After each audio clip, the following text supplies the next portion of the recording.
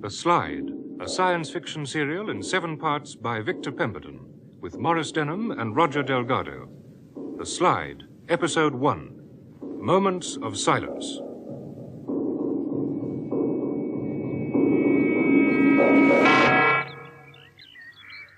Come on, Ken. Come on. Oh, you can see the whole town from up here. Oh, really, Janet? Whew. We've climbed this hill hundreds of times. The way you carry on, you'd think we were the first ever to reach the summit. Oh, I haven't breathed air like this for weeks. I feel as though I'd been let out of a cage. Well, we don't get heat waves in March every year, you know. You should be grateful for small mercies. Well, you want to be locked up in that classroom sometime. I thought I was going to suffocate the other day. The heat was unbearable. Oh, there's nothing I'd like better than being locked up in a classroom with my school teacher, especially this school teacher. Oh, look, Ken, there is the school. Doesn't it look an odd shape from up here? Yes, very odd. Rather beautiful, though, all that glass and concrete. Very futuristic. But then I suppose all the buildings are. Huh. Oh, you really hate Redlow, don't you, Ken? No, I just don't like new towns. They're too impersonal. Well, that's because they are new. You have to give them time. Do you mean the buildings or the people? You are just a miserable, old-fashioned Londoner who resents progress. I happen to think we owe Hugh Deverill an awful lot, all of us. Really? Any man who starts life by sweeping floors in a factory and ends up by building a town with his own money deserves every bit of admiration he can get. Well, I distrust the self-made man. Well, there are plenty of those who don't. That's why they put him into Parliament. Just let me tell you this, my darling. If our marriage is going to work, we are going to have to make 1 or 2 radical changes in your political education. Ken, shh, listen. Can't hear a thing. Precisely. Haven't you noticed how quiet it is? You can almost hear the silence. Imagination. Look at the grass. It's absolutely still. When we came up, there was a cool breeze. And I can't even hear the birds anymore. Not one single bird. Well, at least you can see the English Channel. It's as clear as a bell. Ken, let's go. I hate this place. Hate it? But it's one of your favourites. Oh, it's the weather. I don't like it being like this. It scares me. I've had a headache all the week. Oh, Janet, why didn't you tell me, darling, getting yourself all worked up like this? Oh, I'll be all right if I can just get away from this place. The sun, it's so bright. It hurts my eyes. Yes, you really are under the weather, aren't you? Well, I tell you this. If you're not out of it by tonight, you're not going to any meeting at the town hall. Oh. Especially with the reception Hugh Deverill's going to get.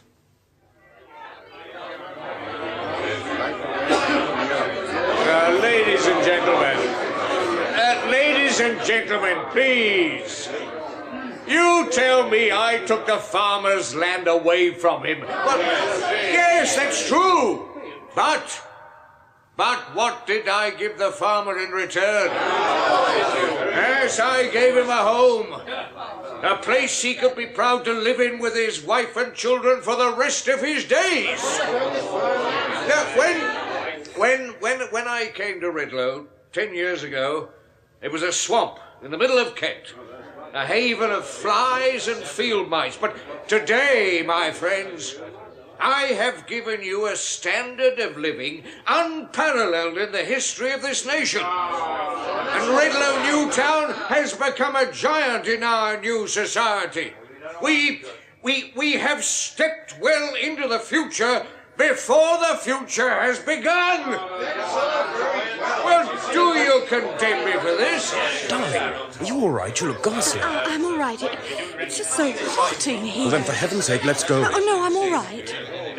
Do you mind if I say something, Mr. Deverill? No, go right ahead, please, Mr. Wilson. Well, most of us in this hall tonight are farmers. That's right. We didn't ask you for one of your space-age towns. No. Some of us prefer the country the way it was. Yes,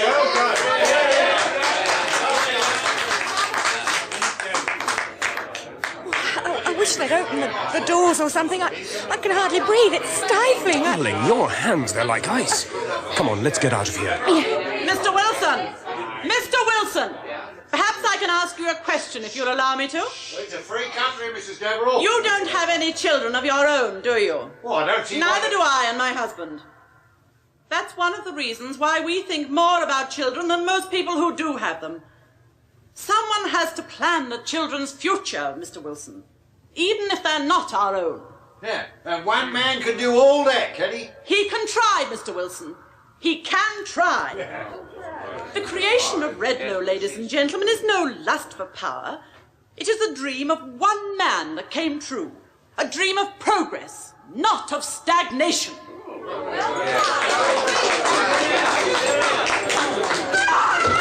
Well, what is it? What's going on at the back there?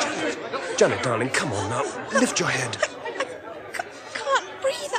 Please. What is it, Doctor? Is she fainted? Oh, they should have opened these doors. It's like a greenhouse in here. No, take it easy, darling. Just take it I'll easy. get an ambulance. Make way, please. Please, out of the way there. What is it? What's happened? Oh, I'm sorry about this, sir. She's not feeling well. I am a doctor. I'll take her home. Well, you can use my car. I have my own, thank you, Mr. Deverill. If I can just get her out of the heat. Would you mind moving back, please, ladies and gentlemen? We must have a little more air. Back. Listen! Quiet! Everybody stand still for a minute. What is it, Doug? Well, there's something. Can't you hear it? I can't hear nothing. Oh, no, Ken. It's too late. Too late.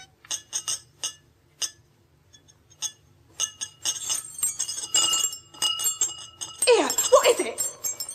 The chandelier. Look out for the chandelier!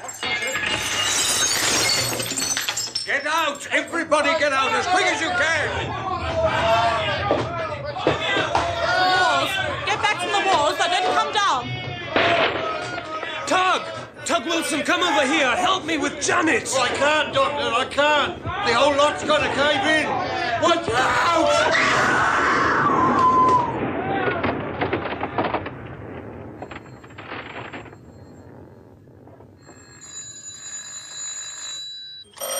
Excuse me, Inspector. It never stops. County Constabulary? Oh, yes, Doctor. You what, sir? Are you sure? What is it? Just a moment, please, Doctor. It's Doc Richards, sir. Yeah? He says they found a crack in the road in Holly Mill Lane, back at Tug Wilson's farmhouse. Give us that. Hello, Doc? Yeah, Baxter. What's all this, then? Are you sure? Oh, come off it, Doc. Haven't you heard? We don't have earthquakes in this country. A what? Right, 10 minutes, then. Earthquakes in England? It's impossible. Is it? Then why is there a crack in Holly Mill Lane? 100 yards long?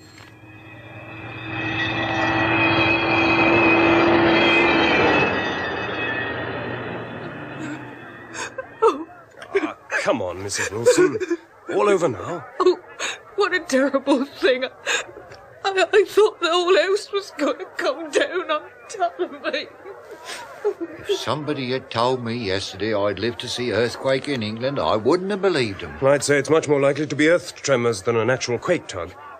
Except for that road being torn open like that. Well, I don't know what it was, but it scared the living daylights out of me. You're not the only one. I thought doctors were supposed to have stomachs of iron. Oh, don't you believe it. Earthquakes are the one thing in my life I can well do without. I've always had a dread of being near one. You know, what beat me was that girl of yours. Oh, Janet? Yeah, screaming out in the middle of the hall like that.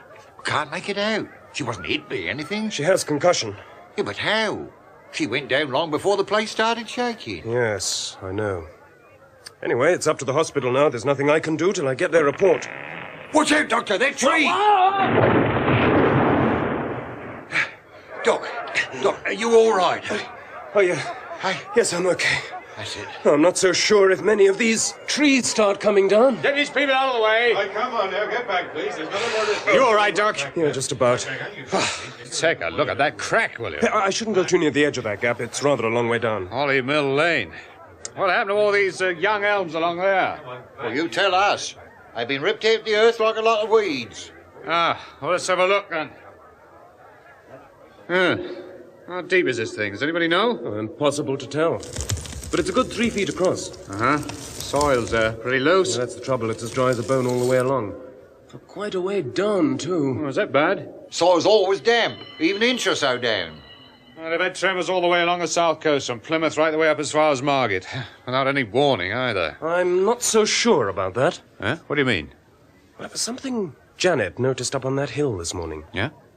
The air became so thick and dull. With that silence, something was bound to happen. Silence? Well, if you lived out east, you'd know the meaning of that. There's always a moment of silence before an earthquake. Seems to be about the only warning nature's prepared to give. In some places, they hang little wind chimes outside the house. If they begin to flutter and there's no breeze, that's the time to run. Yes, but in England we It'll don't. teach us not to be so smug. Yeah. Oh, well, it's up to the scientists now. Mr. Deverill got a couple of them on the way down from London. Let them sort it out, I say. Come on, Doc. No, wait a minute, Inspector. Tell me, is there a stream near here? Stream? Oh, no. Not to my knowledge. Nearest is the Hollymill River, but that's on the other side of town. Why? Just I thought I heard water, that's all. Perhaps not. More likely a broken water, man. No, in fact, I'm not even sure it was water. I'll get it checked. Yes, do. We want to be prepared next time. Next time?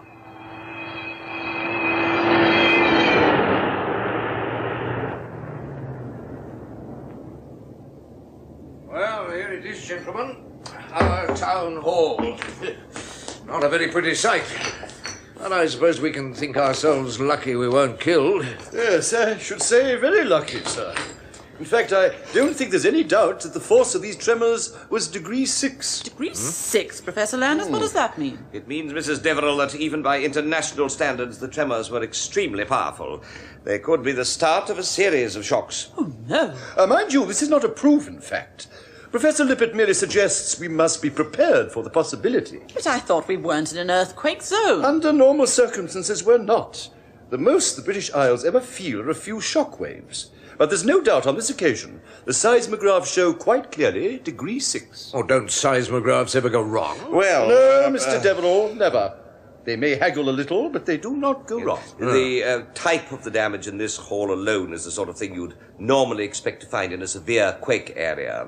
Plus the fact that an actual crevasse has occurred in the Earth's crust. It's a unique situation. Unique? I find it terrifying. There you are, Inspector. What's the news? I think it's calming down a bit now, sir. People seem to be more shocked than anything else. Damage? Pretty extensive. When the Earth begins to move, everything moves with it. Oh, Inspector, this is Professor Landers and Professor Lippert. How do you do, sir? Now, first thing in the morning, they'll want to inspect the crack in Hollymill Lane. I leave it to you to see that they're offered every facility. Very good, sir. And, Inspector? Sir? I also leave it to you to see that the town is back in working order as quickly as possible. Me, sir? Isn't that up to the chief Look, constable? get as many working parties together as you can. I don't care how. If necessary, call on the commanding officer at RAF Redlow. Won't he need authority from Whitehall, sir? Let me worry about authority, Inspector, not you. Good night. Good night, sir. Hugh, that was most unnecessary. You know very well it's not Baxter's job. Baxter has only me to thank for the job he holds today. If he doesn't like the way I do things, he knows very well he can go back to the beat where I found But him. Hugh... Right, gentlemen, now what next? We suggest you advise Whitehall immediately, sir. Whitehall, what on earth for, Redlow? Is my responsibility. Mr. Deverill, I think you and your colleagues should know that these tremors down here were not entirely unexpected. What? Professor, you mean you knew this was going to happen? And you didn't tell us? We knew sooner or later there was going to be a seismological disturbance somewhere in southern England. The thing we did not know was where and when. But one man did, or at least he had a rough idea. What man? A young seismologist from Chile in South America. He's done quite a lot of research in his own country. He worked with Lippert here for a time in geology at London University. Brilliant mind. What made him forecast these tremors? Well, I don't know if you remember, some years ago, people in Dover and Folkestone getting all worked up about a series of explosions they were hearing out at sea in the English Channel, usually in the middle of the night. Yes, I do remember vaguely. Didn't they think they were unexploded mines or something? That's right, but nobody could find anything, not even the Royal Navy. That's why they called on us blokes. We sent down a team, and so did the French, but still nothing. At the time, we took very little notice. After all, the turbulence is mentioned in manuscripts dating back as far as the 12th century. I hadn't realised that. Yes, well, anyhow, this Chilean bloke decided to go and have a look for himself. He made his first dive to the seabed about 3 miles out from Dover. It took him quite a few days, but what he eventually found out there shattered me, I can tell you, and quite a few others too. Indeed. Yes, so much so that nobody believed him. They didn't want to. Not the Royal Institute, nor even Professor Landers here. Well, then, if this man can help us, let's make it worth his while to come here right away. Only science will get Gomez here, Mr. Deverill, not money. Oh, did you say Gomez? Professor Gomez, yes. Then it's out of the question. Is there anyone else?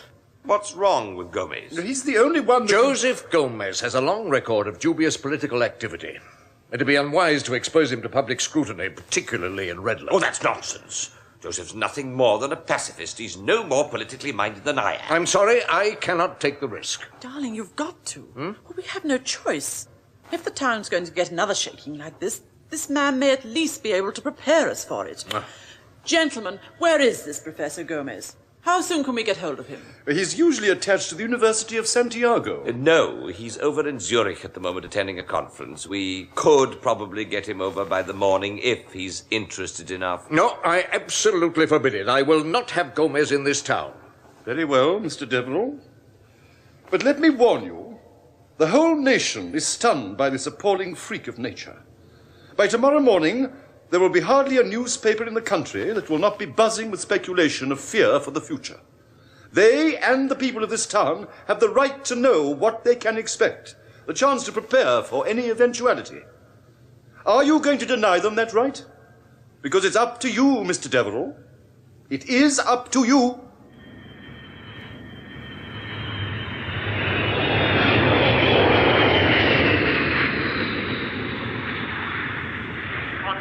Airways announced the arrival of their flight number 374 from Rome and Zurich. Joseph, you old devil. There you are. John, it's good to see you again. And Professor Landers, how are you, sir? Welcome back, Joseph. Thank you for coming. Oh, thank you for asking me. Joseph, I want you to meet Mr. Hugh Deverill. We shall be working quite closely with him. How do you do, sir? Professor Gomez, thank you for coming. I've heard a lot about you. And I've heard a lot about you, sir. I look forward to seeing your new town. I hear it is quite remarkable. Really? Well, I hope we shan't have to detain you any longer than is absolutely necessary. I'm sure you'll be most eager to return to your own work. Oh, my work is where science takes me, Mr. Deverill. There are no boundaries. Oh, good. Good. Well, follow me, please. I have a car waiting. Airways flight number 374 from Rome and Zurich. Passengers, please report to gate B. And it was announced early this morning that the Royal Institute's Department of Geology had recorded last night's tremors as force 6 degrees. Force A spokesman for the Royal Institute told our correspondent this was the highest ever recorded in British seismological disturbances. Well, I never.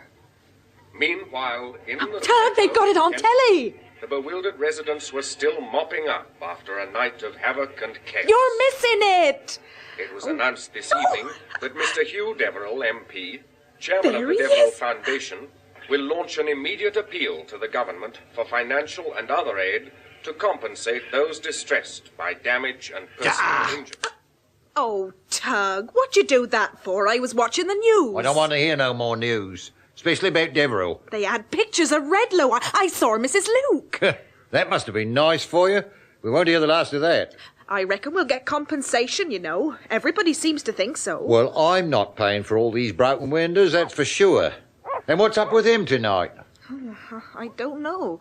He's been going on like that all day. Can't be hungry. I only fed him at 7:30. Shut up, will you, Mickey? Blasted nuisance. Go and see what's wrong with him, Tug. He's giving me an headache. You get my boot, that's what. No, we won't have to worry about him much longer. Eh? What you say?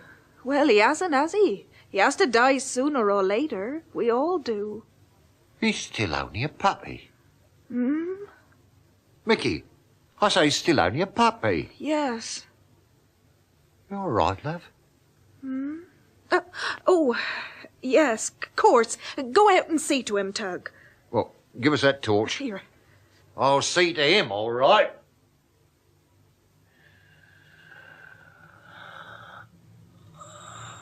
Is it his heart, do you think? I don't know yet. Tell me, Inspector, how long has he been like this? I couldn't tell you. Just still been lying. If one of my blokes had noticed the front door of the hut wide open. Does he live alone? Oh, old Ted. He hadn't moved out of these woods for years. Hates people. I think he's scared of them. That's why he locks himself away in this dump. Look, in the left-hand pocket of my bag, you'll find a syringe. Would you like to dig it out for me, please? Yeah, right. Yeah, he must be 80 if he's a day. Sad when they end up like this, eh? Makes you dread old age, doesn't it? Is this the one? Yes. Right, so... Is he unconscious? Yes. It looks as though he's got concussion. Probably fell down during the tremors last night. Except I can't find any abrasions. Hold his arm out for me, will you? Yeah. Going to give him an injection. Yeah, that's fine. Will he come out of it, do you think? I don't know. There we are. Now, if we can get him into my car, I'll run him straight up to Redlow Hospital. Right. I'll take the weight of his head. If you can just lift him up a little. That's it. Hey, Doc. Look, wait a minute. He's opening his eyes. Ted? Ted, can you hear me? He can't do. Look at his eyes. He's staring at me. What's he trying to say? What is it, Ted? Ted. He's closed his eyes again. Doctor, is he? No. Come on, let's get him to the car. I've never seen anything like that before. Those eyes.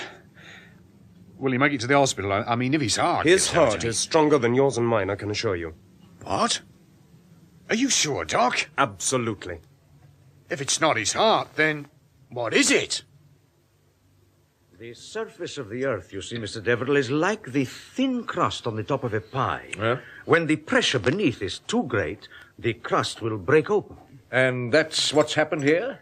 A build-up of pressure in the bowels of the earth? It is possible. But why has this happened, Professor, all of a sudden like this? That is something that we have to find out, Mrs. Deverill. I have a feeling it's the release of an extraneous gas. The intensity of that earth movement seems to point to it. What, you mean volcanic? Yes, except this area has no record of a volcanic history, and in any case there's been no smoke from the fissure. Whatever it is, I think we can take it that it must be something extremely powerful that can produce tremors on this scale. Yes, which brings us back to this question of the English Channel, Professor Gomez.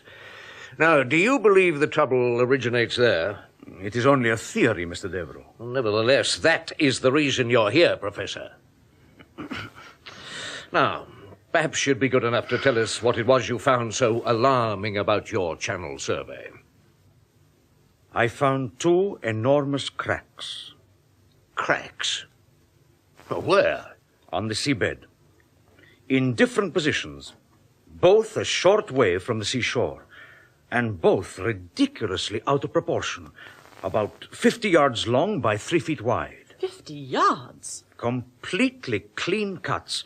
Just as though the rock had been forced open with a spade. But the most extraordinary part of it was that there was no sign of any marine life.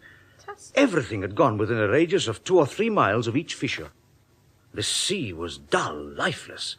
Nothing lived, or perhaps could live. Very strange. Did you find any more of these cracks? Oh, yes, Mr. Deverill. Many more. So these disturbances on the seabed of the Channel are now moving inland. Is that what you're suggesting?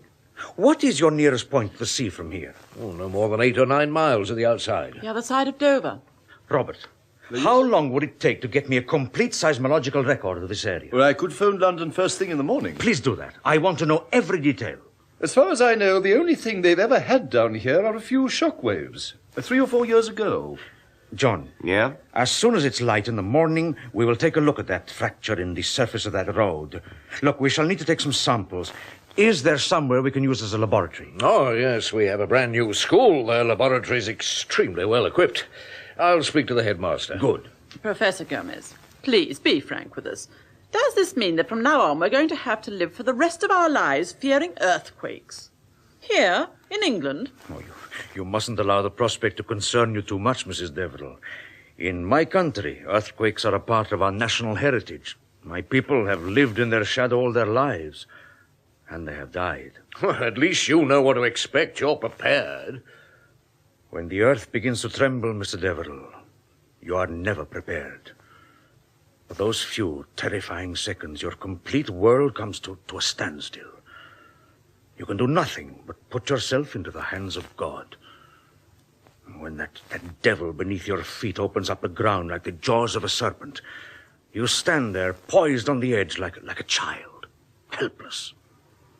When it's all over, the child begins to wander around, too dazed to wake up.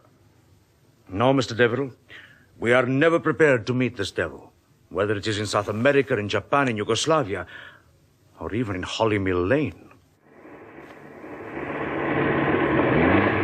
How's old Ted now? Can you see, Inspector? All right, I think. At least he's still breathing. A few more minutes, we'll be at the hospital. Yeah, good job too, I say.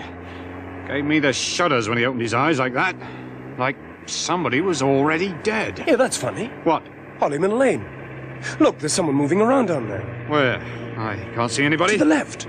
Can you see the torch? I guess. There's two of them. They must be out of their minds or something. That whole lane's out of bounds. We gotta stop them going near that gap. Come on, Inspector. Mickey? Mickey! You round here? Oh, it's no use. He gone. No, he's over there. Where? In that bush on the other side. I can't see nothing. Much too dark. He's there. I know he's there. Well, there he stays.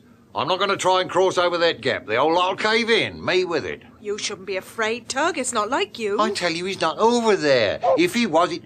Oh, Mickey, you stupid-looking... Oh, dear. Here, hold the torch, then. Right. Now, stand back. I'm going to jump. Oh, be careful. Keep out the way. Now. Over. Now, come here, will you? You trying to make me break my neck or something? Tug! Tug Wilson! Mickey. What the hell do you think you're doing? You'll get yourself killed doing things like that. I'm all right, quite all right. The dog broke his leash. It's not all he'll break if we don't get back here. Do you know how deep that thing is, Mr. Wilson? Very deep. I'm coming back. Don't be a fool, man. You can't jump that gap holding the dog. Go the long way round. Oh, no, just keep out of the way. I'd be all right if it wasn't so dark. Inspector, run up and put on my car headlights, will you? He's going to go straight down this lot if you don't. Right. Quick as you can. I'm all right, I tell you. I don't know what you're kicking up all this No, fuss. just stay where you are. Do as I say. Mrs. Wilson. Yes? You'll be saving us all an awful lot of trouble if you just go straight back to the house. It's extremely dangerous out here. I'm not scared. Not a bit. Why should I be scared of the night? It's the best time. I feel wide awake. Hey, keep back, will you? The soil's falling all the time. Tug? What? Give me your hand. Yeah. No, don't be a fool. It's all right. He won't fall. I won't let him. Give me your hand, Tug. No! Yeah. That's right, love. Just a little further. Yeah. Come on. Tug, Just a... don't jump, don't! There. You see, I didn't let you fall, did I? Well, the next time he goes over there, he stays. You fool! Doctor, come quick, please. What's the matter, Inspector? What's happened? Oh, Ted, the old boy. He's gone from the car. What? Disappeared. The car door was wide open. I can't find him But he was anywhere. unconscious. He can't have just walked off. Well, he has. And if we don't get hold of him pretty soon... What's the matter with you now, Mickey? Shut up! Huh? All of you, listen. What? Listen. Can't you hear it? What is it? Give me the torch. Somebody, give me that torch! The road. Look at the crack in the road. It's mud. A slide of mud coming out of the crack. Just look at it. It's all right, Tug. It's all right. Look, it's coming over the top. All the way along. It's coming over the top. The mud.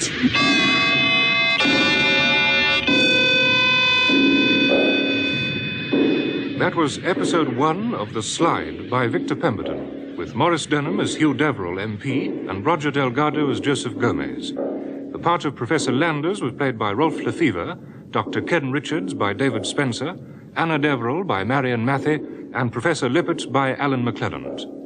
Inspector Baxter, Geoffrey Matthews, Janet Marshall, Elizabeth Proud, Tug Wilson, Stephen Jack, Police Sergeant Wilfred Babbage, Mrs. Wilson, Miriam Margolyes. Other parts were played by members of the BBC Drama Repertory Company. Special sound was by the BBC Radiophonic Workshop, and the recorded production was by John Tiedemann.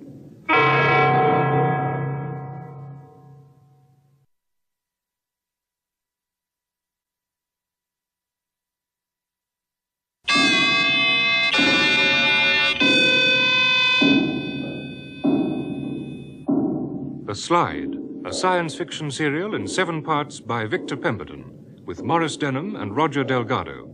The Slide, Episode 2, Down Came a Blackbird.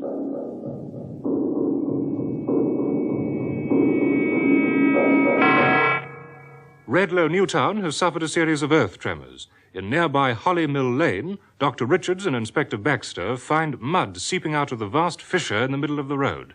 They immediately telephone the news to MP Hugh Deverill.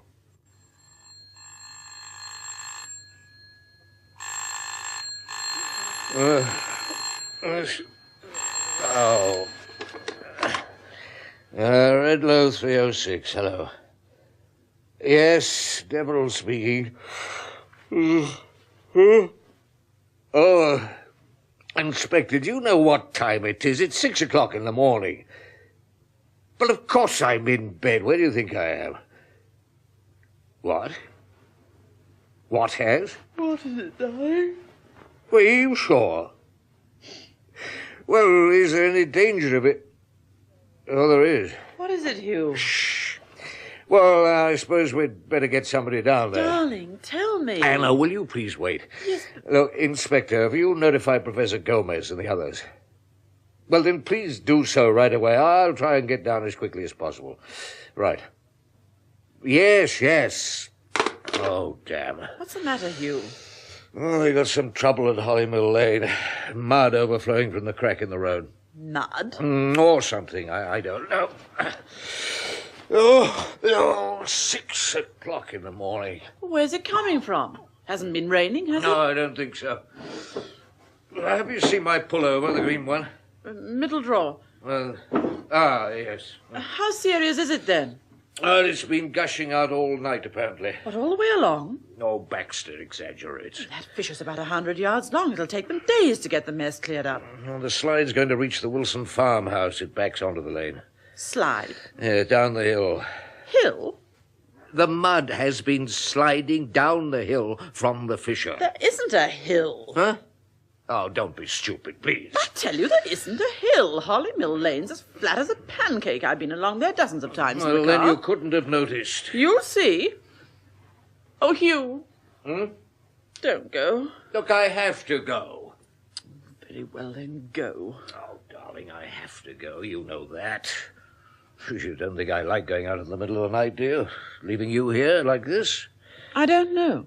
Well, I'll show you then. Convinced? Don't be long, Hugh. I hate being on my own. Oh, just half an hour, dear.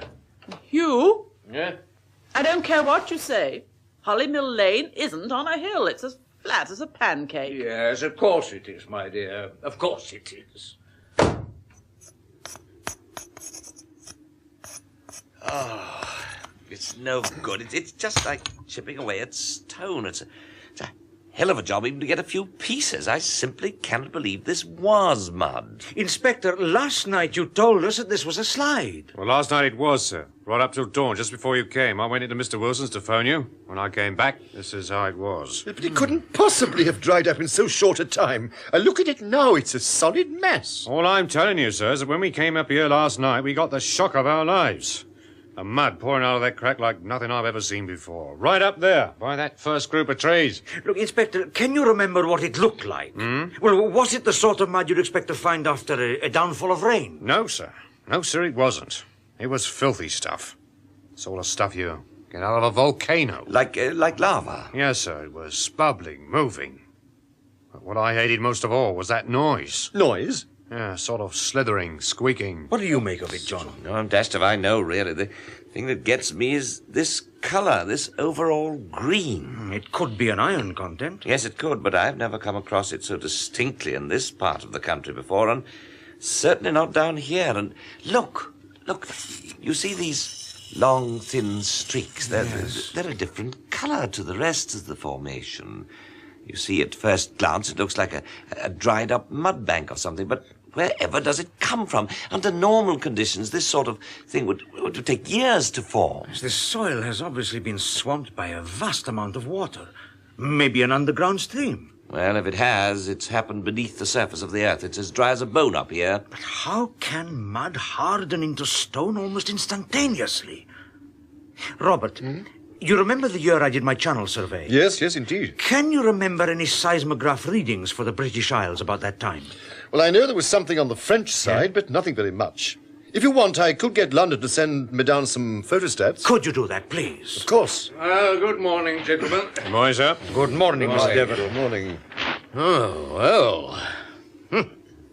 How the devil are we going to get rid of all this stuff? I've been in touch with RAF Redlow, sir. The station commandant says he's quite willing to let us have a few men if we get hold of some equipment. Well, what do you need? Electric drills. Got to try and break up the stuff. Anyway, I'm all in favour of getting it sealed off before people start drifting around. Very well, do what you can. Yes, sir. Well, Professor Gomez, what do you make of all this? At the present moment, nothing. Huh? But have you ever seen anything like this? Well, where does the mud come from? Mr. Deverill, this is the epicenter of the tremors felt in this area. One cannot expect a fracture of the Earth's crust to go unnoticed. Geological disturbance of some description was inevitable. Look, I'm quite aware of that, Professor. I merely asked if you knew what was causing it. We have a feeling there's an underground river or stream. At this stage, it's very difficult to tell.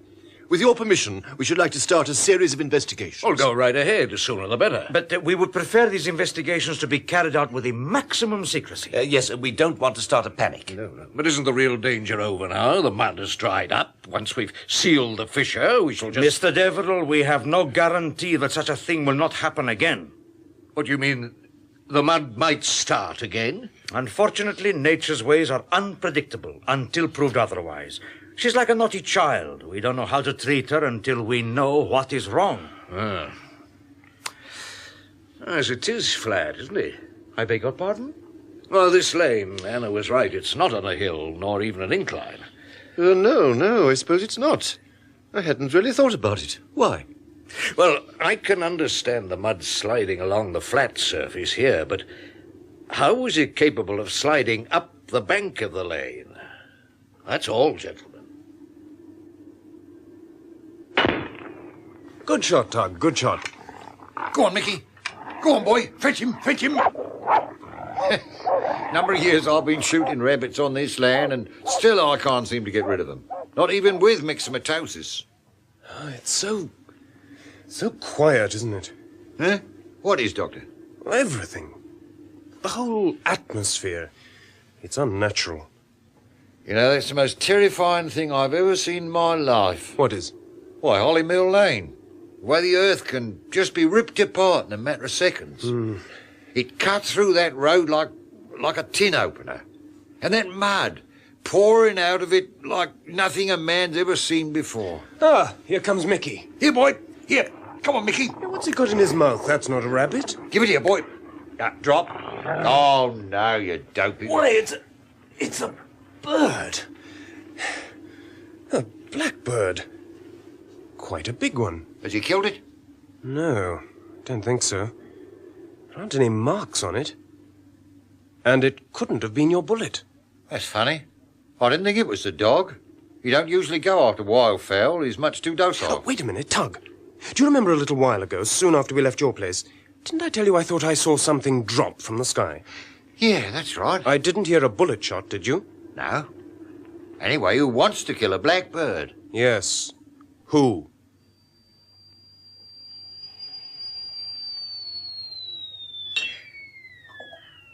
I'm so glad you called, Inspector. And there we are. It's none of my business, you understand, but I wouldn't be doing my duty if I didn't keep you fully informed. I quite understand, Mrs. Luke, and I do appreciate it. Will you take 1 or 2 lumps? No sugar, thank you very much. It was that terrible old man, you see, the one you're looking for. There you are, and I'm not surprised. Oh, Ted, the farm worker? Yes, that's the fellow. What an unkempt person he is. I told him so, you know, many a time. You've seen him then, madam? Of course. Well, when was this? First thing this morning. Oh? I was on my bicycle on the London road. Tuesday is always my day to go into Redlow Market. Yes, but it's about the only time I can leave my dear mother on her own, especially after all those awful earth-shake things. Yes, of course. So, he was walking along the London road, was he? No. I was on the London road. He was in Hollymill Lane. Hollymill Lane? Are you sure? Absolutely sure. As I looked down, there he was, straggling along like the nasty old drunk he is. He always was a one for the bottle, you know. Anyway, I was terrified he was going to walk right into that dreadful crater thing. It was straight ahead of him. He'd have fallen in. Well, what did you do? I called out. And did he hear you? Not at all. He didn't even look round to see who it was. So I got off my bicycle, ran up to him and tapped him on the shoulder. And he stopped? Yes, he stopped. It wasn't until that moment I realised something was wrong. Wrong? For a moment we just stood there until gradually he turned round to face me.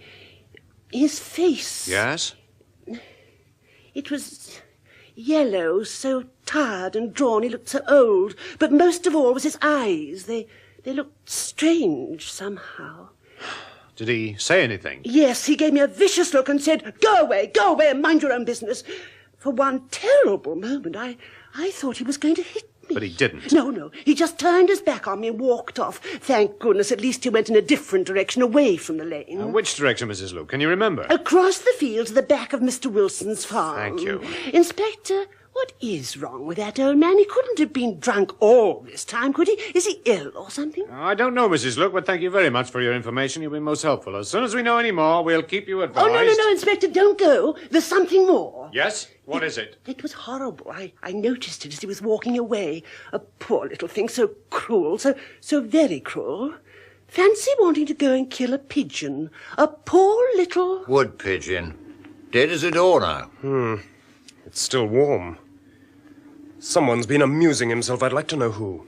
What, you mean you think someone's been putting down poison? I don't know, but I'm going to find out. Tug, got a handkerchief on you? Yes, I think so. Here you are. Thanks. What are you going to do? I'm going to take a couple back.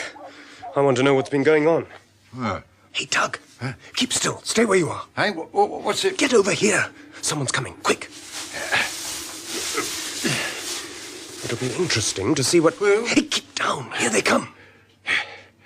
Doc, do you see who it is?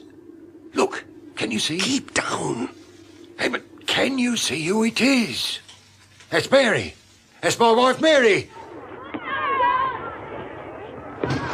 You know, I'm very surprised. I had no idea the British were capable of such radical planning. Oh, yes, they're pretty with it down here, all right. I'd give my right arm to send my kids to a school like this. In fact, I could do with a laboratory like this for myself. Oh, think yourself lucky, my friend. You should come to Santiago sometime. You've never really forgiven us, have you, Joseph? Forgiven you for what? Well, we gave you a pretty lousy deal. Oh, don't think I don't know. I'm not trying to say that I was the blue-eyed boy who believed everything you said about that Channel survey, but... Now, my dear John, I am a South American. We Latins were noted for our excitable nature. No, I don't blame anyone for not believing me. What I knew, particularly at that time, it must have taken some believing, I know that. What do you believe, Joseph? I believe we are reaching a significant era in the history of the Earth's surface. What it is, as yet, I don't know. But maybe if we have a look at that mud sample of yours, we'll find out, eh? Joseph! Joseph! Oh, my dear fellow, we've got to work fast. Yes, somebody had better do something before the whole country shakes to pieces. Why? What is wrong? Well, the same thing's happened. I've just been on the phone to London. They've now had some earth tremors in the north. What? Where? The Lake District and in Scotland. The water on Lake Belvedere was set in motion for nearly a minute. Apparently there's been absolute chaos. Any fractures in the soil? Oh, we're just waiting to hear. The shocks were felt as far away as the Shetland Isles. Oh, Joseph, what do you think this means? I'm not sure. What, not sure? Well, what do you mean you're not sure? All I can tell you is that this appears to be part of a pattern. A pattern? Yes. First of all, the seabed in the English Channel. Then, the immediate south, here. And now, tremors in the north. Well, does that mean that we can expect more of these disturbances? Mr. Deverill, the first man who is able to foretell the exact place where the earth will shake will be a very rich man indeed.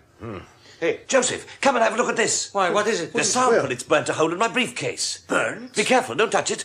When I tried, it was like getting hold of dry ice. Here, let's tip it out onto the table. Now, careful now. Now, let's have a look. It's a bright green, extraordinary. Well, it could be the fluorescent lighting in here. In a way, it's really rather beautiful to look at. Like a precious stone. Oh, I can't understand are those streaks running through. No, I remember where I've seen this before. We have a rocky beach just south of Valparaiso in Chile. I saw this type of thing soon after the earthquake in 1960. But, Joseph, this isn't rock. It's a definite mud formation. These streaks are usually part of a mechanical corrosion or something rather like a stalactite. In fact, look, I've seen this before myself in various parts of the Pennines. Well, couldn't this be the same thing?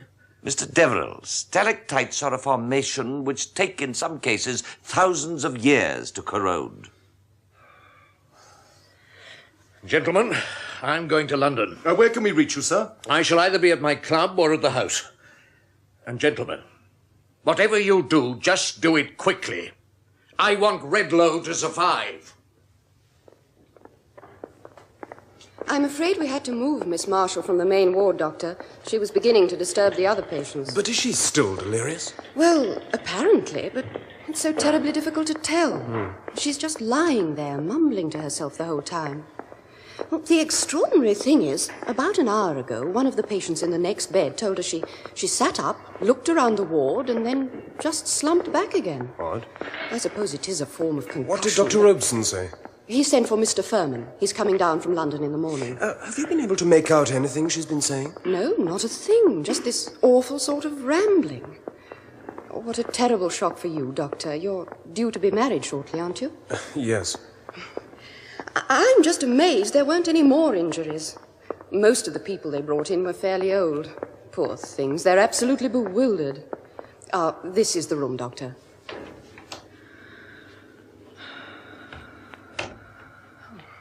Thank goodness she seems to be fairly quiet. Janet.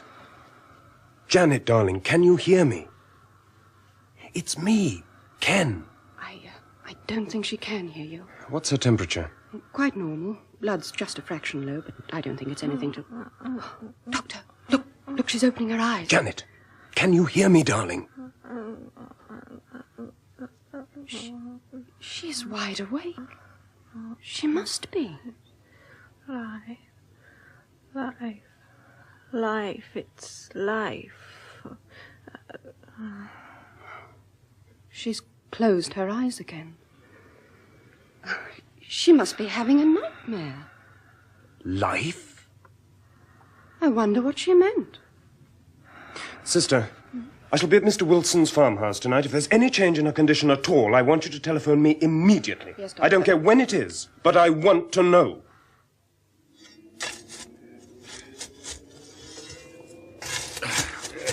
Tug! What are you digging this time of night? He's dead, that's why. The dozy thing's dead. He's no good to us now, Mickey. But your dog, Mickey?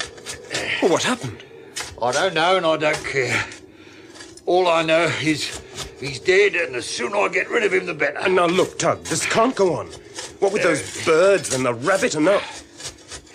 Did you speak to your wife? Yeah. I spoke to her. What was she doing out there in those woods? She was looking. Looking? Looking for what?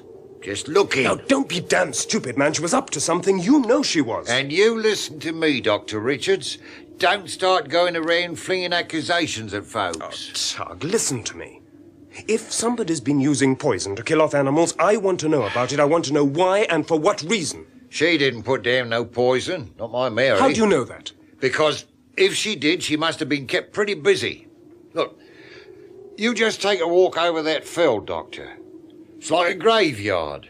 Dead birds, dead squirrels, dead rabbits, dead field mice. What? Yeah, and this is where I found the dog. Just lying there in a heap. Oh, well, maybe he's better off. This is a pretty rotten world we have to live in. Excuse me! Excuse me! Yes? I'm sorry to trouble you. I'm looking for Dr. Richards. I'm Dr. Richards. Oh, Doctor. I'm sorry to trouble you, sir. They told me I could find you here. A few of us have been exploring the caves. We're camped just up the road at Holly Crag. We could do with your help, Doctor. There's been an accident. Accident? Or at least we think there has. A couple of our blokes went down this morning. It was only supposed to have been a routine job, but I'm afraid they've met with some sort of trouble. Huh? One of them took a tumble, but we're not quite certain how bad. The other bloke said he's in too much pain to move him, so we thought we'd better get hold of you. How do you know about this? Well, we were in radio contact up until a while ago, but the transistors flaked out on us. Oh, we don't know what's going on down there. Right, I'll get my things. Oh, that's very good of you, Doctor. And I'll come with you. Nobody knows them caves better than what I do. Yes? Can I come in? Mrs. Deverill? I saw the light as I was passing. I thought it was you. Well, aren't you having any sleep tonight? Oh, I have to work. We're waiting for some equipment to arrive from London. Looks very odd in there. That small piece of stone in a huge glass tank. It's the school aquarium. We had to borrow it. What does it all mean, mud turning to stone like that? Who knows, Mrs. Deverill? All we can do is to try and find out. He's pushing you very hard, isn't he? My husband. Your husband is a strong-willed man, Mrs. Deverill. Do you hate him? Oh, hate is for non-thinkers. I don't hate anybody, but at the same time, it doesn't mean that I have to respect them. You mustn't blame him, you know. He had to fight his own principles to bring you here. It wasn't exactly an easy decision for me to come here. Yes, I know. He was wrong about you, Joseph. But then he's often wrong about people. I suppose that's why he doesn't love me. Oh, don't be embarrassed. Everybody knows. He's a lot older than me. We knew it wasn't going to be easy. Unfortunately, I'm just beginning to realize. Mrs. Deverill, I Marriage is such an overestimated institution, don't you think? It cuts you down to size. Like those Newtown citizens out there. Look, Mrs. Deverill... You know, you're very young to be a professor. I always thought professors had white hair and long beards. At least most of the ones I've met have. But I think I think maybe you should go home, Mrs. Deverill. It's getting late. Joseph, get your coat on quickly. Robert, what's the matter? The lane, my dear fellow, is absolutely fantastic. The lane? Holly Mill Lane. The fissure. It's swamped with mud. The whole place is slithering with the stuff. What? Mud? But it's dried up. I thought the whole thing was as hard as iron. At the present moment, Mrs. Deverill, they've got half the men from the RAF station fighting to push it back. It's bursting out of the fissure all along the way, and the noise. Oh, Joseph, I don't think they're going to be able to hold it. I just don't think they can do it. Now, give me your hand, Doctor. Thanks. Keep your back well into the wall. Okay. We're just coming up to the ridge now. Are you all right? Oh, yes. Okay. Hey, this is quite something, isn't it? Aye, it's some of the best stalactite formations on the entire crag. It's possible they were started in the Neolithic period. Neolithic? Do you mean you think there was a dwelling or something down here? If you'd like to have a look over here, Doctor. Mr. Wilson, could you turn your lamp this way, please? Oh, thanks. You see here, these carvings. Good Lord, yes. The three figures. This shape here is a man, and a woman here, and just behind, the child. It looks as though they're turning their backs on something. Aye, whatever it is, they're scared out of their wits. They've got a photo repro of it in the Dover Museum.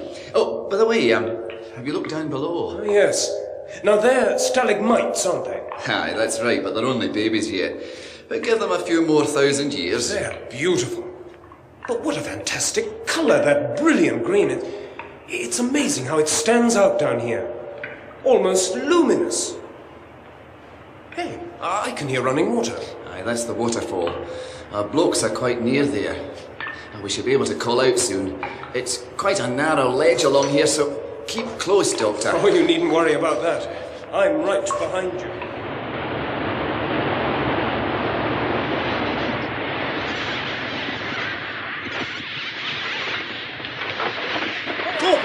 Sir, can't you block it off at the other end? It's impossible, sir. As fast as we shovel the mud, another lot slides right back again. You've got to be so careful, sir. If you get any on your hands, it burns like mad. It keeps sticking to the shovel. Well, how far has it reached up there, can you tell me? I should say about 5 or 6 feet, sir. The squadron leader's sent back for some more help. He's going to try and get over a couple of bulldozers. Oh, excellent. Oh, thank you very much, Corporal. Just do your best, Very please. good, sir. Come on, you bloods, get a move on there. Robert, we're going to need some barriers here. Do you think you can get someone to do something about it? Johnny will have to do something about it. If this mud spreads any further, it will reach the farmhouse. Joseph, I've never seen anything like this before in my whole life. For heaven's sake, what is it? We have to face the fact there is something forcing the mud out from the root of the fissure. As soon as we've been able to find what... Yes, but this terrible noise... Yes, I know. But we can't do anything until we've analysed the mud samples. Joseph, there must be an acid content of some sort. The soil and the grass are being scorched right the way through. John, how deep is the mud? Can you tell? No more than 9 or 10 inches at its deepest point. Look, do you think we could separate it? How do you mean? Well, divide it into sections. Then we could clear each one at a time. Well, if that's the point, those bulldozers should be here soon. As you clear each section, cover the fissure with boards and then put on it some heavy weights. No, that's no good. The boards would burn through. We've already tried. But then you'll have to use metal. Metal? Metal or stone or anything you can lay your hands on. The main thing is to seal up that fissure as quickly as we can. Joseph, what happens if it rains? Will this make things worse? It's very thundery. Rains? It feels as though it might. Rain? Yes, maybe it will rain.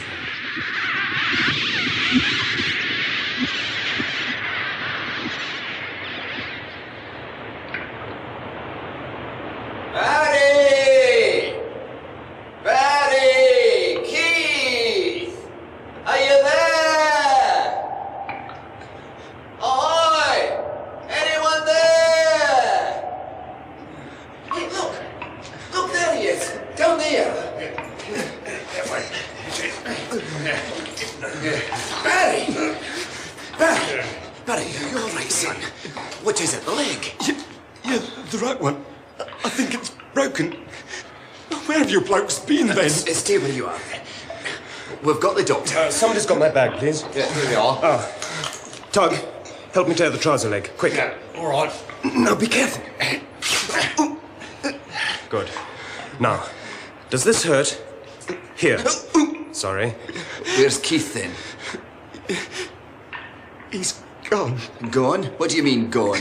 Gone. Gone, gone! What's the matter with you? Don't you know the meaning of the word? He's gone. Dead. Dead? Barry, what the hell are you saying? He went over the edge there. There was nothing I could do about it.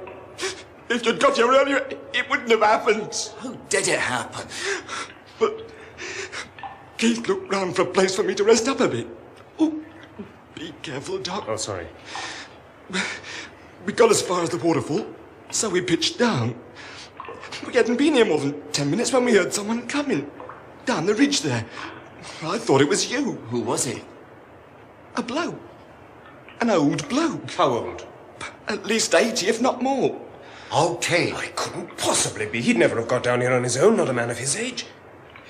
Did he say anything? That's just it. Keith tried to speak to him, but he wouldn't say a word. Just kept right on walking. Walking until he reached the edge. Edge? And then he stopped. I remember his eyes. A bright blue. That's Ted, all right. They just fixed you with a stare. He gave me the creeps. And then? Then he started to sway about. Keith rushed over and tried to grab him. But then suddenly, for no reason at all, the old boy started lashing out at him. Like a maniac he was. We turned into a fight. Keith did his best to... Well, I shouted, but I was stuck here. I couldn't move an inch. Then they both fell together. But the old boy, he had every intention of jumping. He wanted to, that I'll swear. Barry, now what edge was this? Do you mean by the water? Water? Take your lamp and go and look for yourself. No, not that way. Over there. No, don't go too far. Now, stand with your back to the wall. Now, look down. I can't see anything. It all looks completely... Oh, my. Doctor, you better come over here. Come and take a look at this.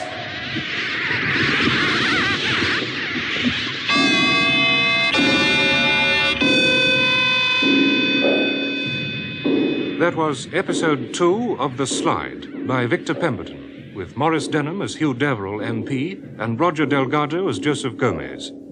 The part of Professor Landers was played by Rolf Lefevre, Dr. Ken Richards by David Spenser, Anna Deverill by Marion Mathie, and Professor Lippert by Alan McClelland.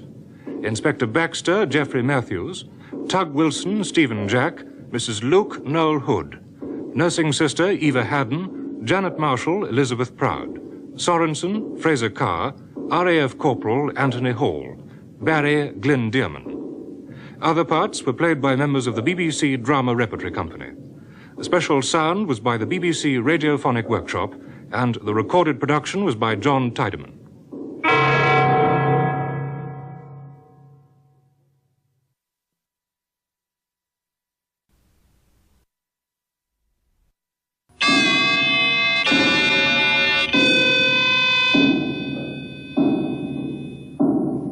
The Slide, a science fiction serial in 7 parts by Victor Pemberton, with Maurice Denham and Roger Delgado. The Slide, Episode 3, Analysis.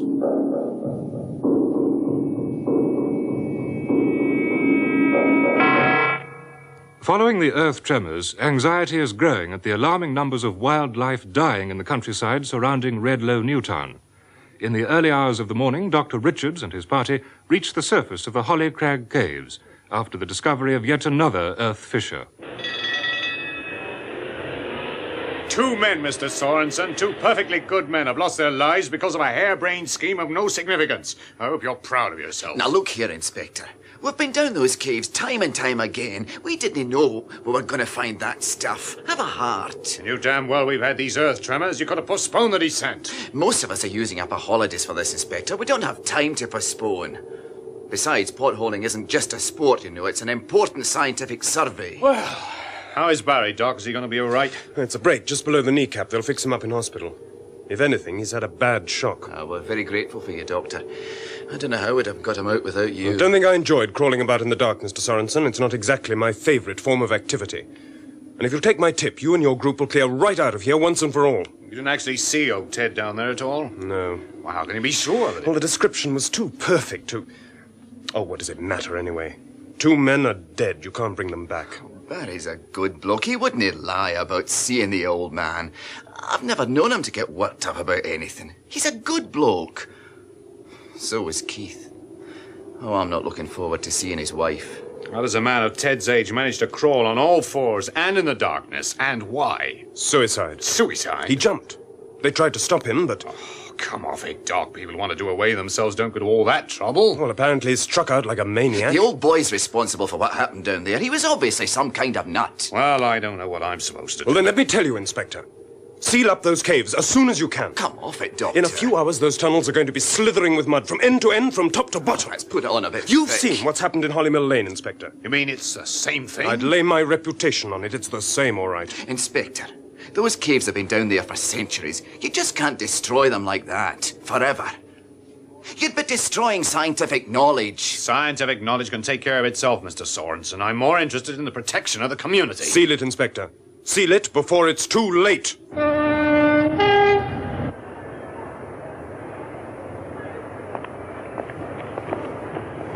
I'm sorry to have to bring you back from London so soon, Mr. Deverill. I can assure you I wouldn't have done so unless it was absolutely imperative. No, it's quite all right, Professor. It's good of you to meet me here. No, not at all. I got your message at the club last night. I knew it must be urgent. Well, what's happened? There's been a fresh overflow of mud in Hollymill Lane. Huh? Another one? In all my experience, Mr. Deverill, I can't remember anything like it. We've been up half the night trying to get the wretched stuff back in the fissure. As fast as we've cleared one lot, there's another to replace it. I thought they'd sealed it all up with boards or something. Oh, impossible. The whole lot's burst under the pressure.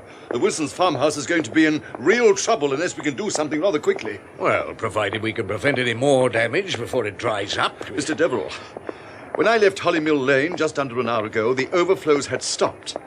But the mud was dry as before, like solid concrete slabs. Yeah. You have all the help you need? Only thanks to those boys from the RAF station. They've worked miracles. Well, do the best you can. Just before I came to meet you here, I received word that 2 new fissures have been discovered. What? In the walls of the Holly Crag Caves, just outside Redlow. caves. Also, the Americans reported this morning a series of earth tremors on the shores of Lake Michigan, Chicago. I respect your integrity, Mr. Deverill, but your own personal feelings have no place in this emergency. Now, look here, Landers. I don't care what sort of mud it is. What I want to know is where is it coming from and how do we stop it? And I think you should be interested in our work at the laboratory, Mr. Deverill. During the night, the specimen of mud taken by Professor Lippett has grown to more than 3 times its original size. All right, Mrs. Deverill, leave the tap running, will you, please? Yes, Joseph. Still not sure we shouldn't have tried HC1 or even H2SO4. Might have been a shortcut. Before we resort to the acids, John, let's see what water can do. I can't get over it, to think that just a few hours ago that same sample was big enough to fit inside my briefcase, and now look at the size of it. What I'm more concerned with is how it manages to change its substance from one period to the next. When I came in here last night, it was wet and clammy, but it was nowhere near filling the base of the tank. And it's obvious it only swells in its liquid state. I've never found a geological formation do that before. Is that enough water? That's fine. Turn it off, will you, please? Right. Right you are. Well, is anything happening? We have to give it time to penetrate. It needs a full immersion. I think it looks positively repulsive.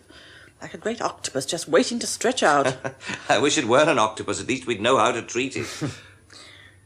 Mrs. Deverill, I really think you should go home now. We are very grateful for your help. I'm not tired. Oh, but your husband should be back by now. It's quite all right, Professor. I'm sure he knows how to make his own cup of tea. Joseph. I think something's happening. Let me see. Look, there are some small particles floating off. Can you see? Like very fine pieces of shell. You may find they are shavings of small pebbles picked up during the overflow. At least it is a good sign that the water has managed to separate them. We must give it a little longer. Come in. Oh, sorry to trouble you. Dr. Richard. Oh, come in, Doctor. Thank you. I didn't want to disturb you, gentlemen. Mrs. Deverill, I know you're up to your eyes in it. Is anything wrong, Doctor? I need some advice. Something's going on in the town, and, well, frankly, I can't make head nor tail of it. I thought you might be able to help. Go on, please. Well, it's something I noticed yesterday morning, soon after the tremors, all that business in Hollymill Lane. Mr. Wilson and I... Mr. Wilson? He owns the farmhouse. Oh, yes. We were taking a shortcut across one of his fields just to the back of the lane. He did a bit of shooting, and we thought we'd bagged a rabbit. Yes? But we hadn't. It was a bird. A blackbird. You mean you'd shot it by mistake? No. We found it lying in the grass at the foot of a hefty-looking oak tree. No bullet hole. Then we found a lot more. More? You mean birds? Everything. Birds, mice, squirrels, rabbits, wood pigeons, the lot. It was like a graveyard for dead animals. Anyway, I took a couple of them back to my surgery for dissection. They weren't marked or even bruised, and there were no traces of poison. Then what? Well, I'd say both of them had died from some form of asphyxia. And there were also very distinct blood clots flooding the brain cells, a hemorrhage, in fact. Doctor, you are connecting these deaths with the mud overflows, eh? Is that correct? I came, Professor, because wildlife is dying off all over the town, and it's my job to try and find out why. No, you're quite right, Doctor. I think there is a connection. Joseph, What way? It's not the first time I've encountered this situation. There's a small village to the north of Concepcion in my country. Wildlife died there quite considerably after the 1960 earthquake. Did anyone ever discover why? No. But it's possible the fracture in the Earth's crust released some compressed gas, maybe even nitrogen. Yes, but in Hollymill Lane it would have affected everybody, especially those working along the fissure. You found no traces of poison in your dissection? None whatever. What about insecticide? This is a country district. They use it all the time. No, I'm convinced that whatever the destructive force is, we shall find what we are looking for in the mud overflows. Joseph! Yes? Look at the tank! The water! It's turned green. All the water in the tank. It's turned green. Miss Marshall, for heaven's sake, what are you doing in here? Get back into bed immediately. No, don't touch me. No.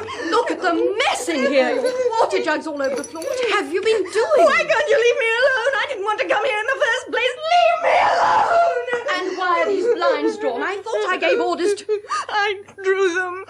Then you shouldn't. It's a lovely day outside, and there's no reason... Too bright. The sun was hurting my eyes.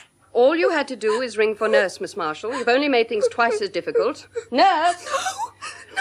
No.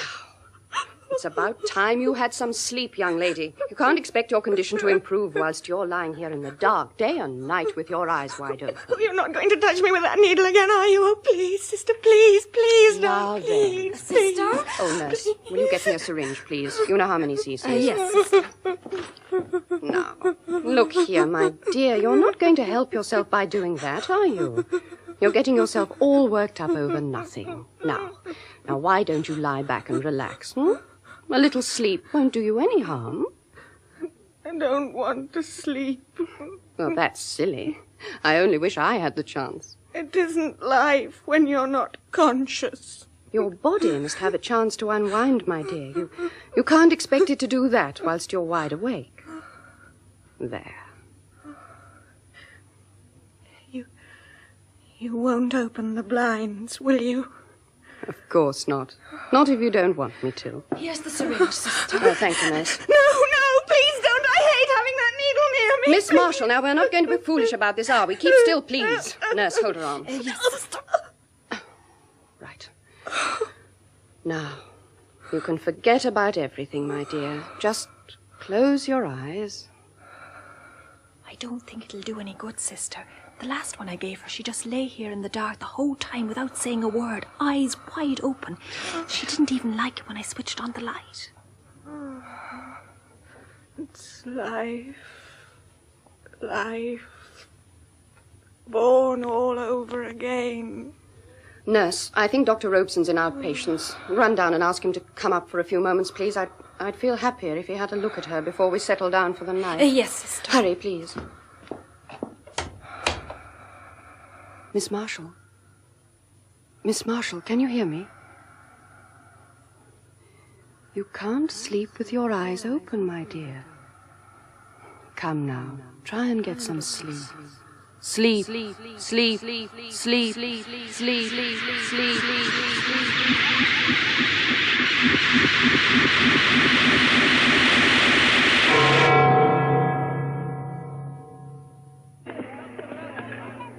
Corporal! Sir? Now take a couple of men and see if you can clear that solid mud at the other end, will you? Very good, sir. It's pretty difficult stuff to handle, sir. You'd better warn your people to be careful. Yes, sir. Very good, sir. Everything's scorched. As fast as they dig it up, it's as though the whole grass and soil has been burnt. It's quite extraordinary. I must say I find it all rather invigorating. Invigorating? Yeah. Like standing on the edge of a cliff looking out to sea, wanting to know what's on the other side, to catch a glimpse of the unknown. Haven't you ever felt like that? No, Mr. Deverill, I'm glad to say I haven't.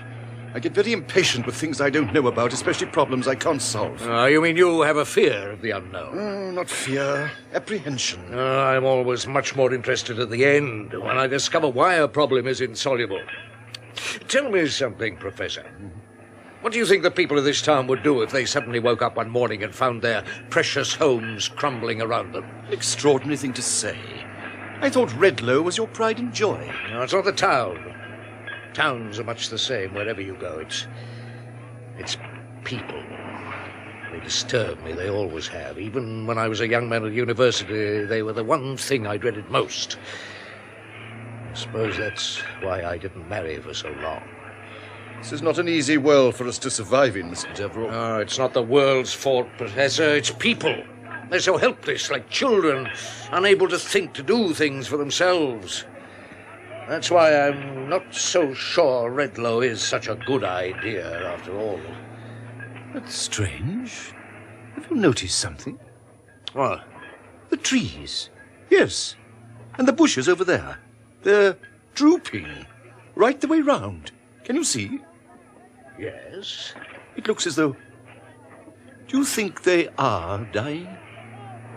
Yes. Yes. Yes, I think they are. They got the whole fence on that quarter side down. I don't care what they do from now on, but I'm going to demand barricades all the way... Oh, love. What are you sitting in the dark for? It's beautiful and sunny out. I'm all right. I like it. Is anything wrong, love? I said I was all right, didn't I? Yes. Then stop fussing.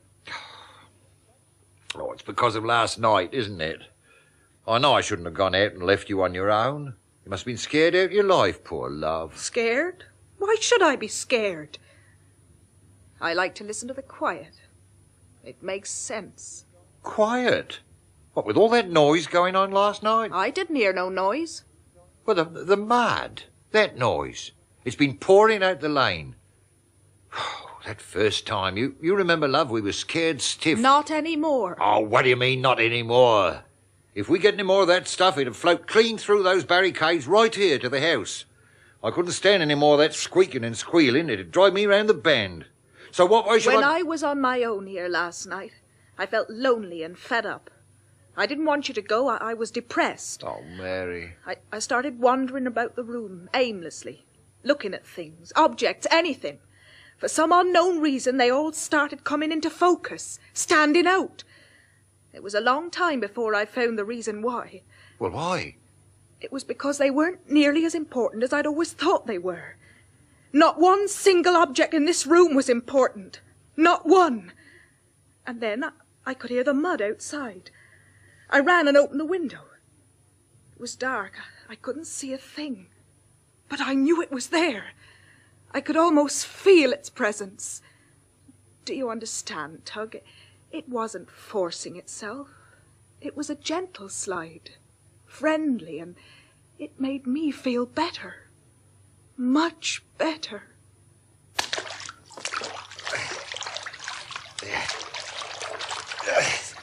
That should do it. We're going to need a new tank, Joseph. By the look of things, you'll need some new hands. They're stained with dye. I think we must be prepared to explore the possibility of MgOH2. Magnesium? Mm-hmm. Yes, I see what you mean. It's got that metallic sheen about it.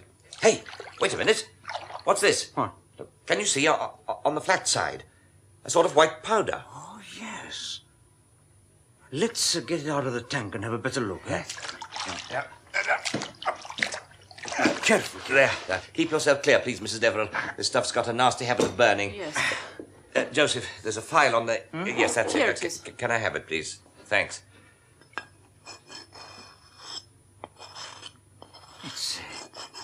It's like chalk. What do you think, John? Salt. Salt? Rock salt. Are you sure? I've seen enough of it in the Caspian. But it's not possible to get formations this far inland. From the channel.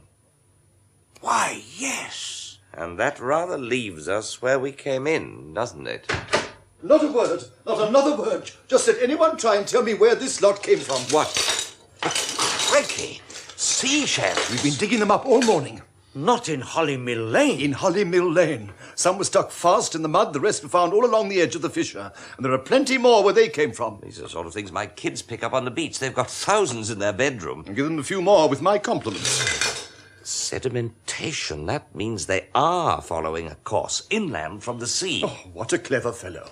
Amazing what they teach them at university these days. Robert, do you know where we can get hold of an electrogenerator? A generator? Yes. If we can force enough heat into a thermatically sealed container, this may be a way of breaking up the mud. At least we can study the effects. Do you think you could get one? I don't know, I suppose so. But listen, Joseph, I still think there's a strong sulfuric chloride element in the mud.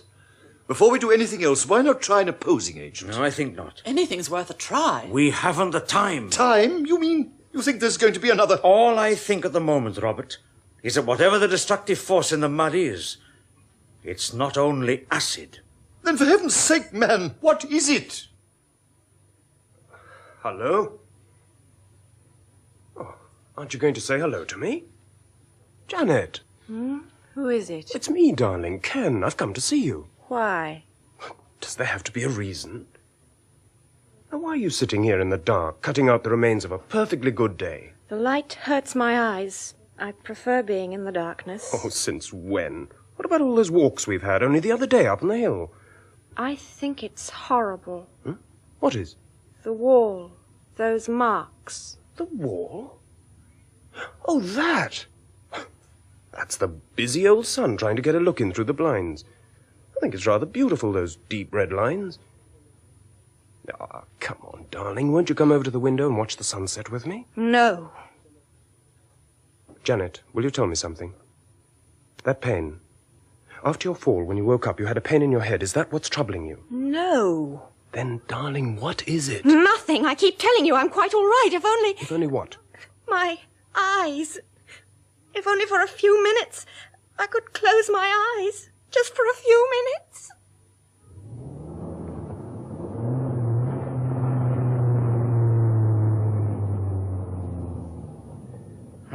There we are, Mrs. Deverill. Thanks for the lift, Joseph.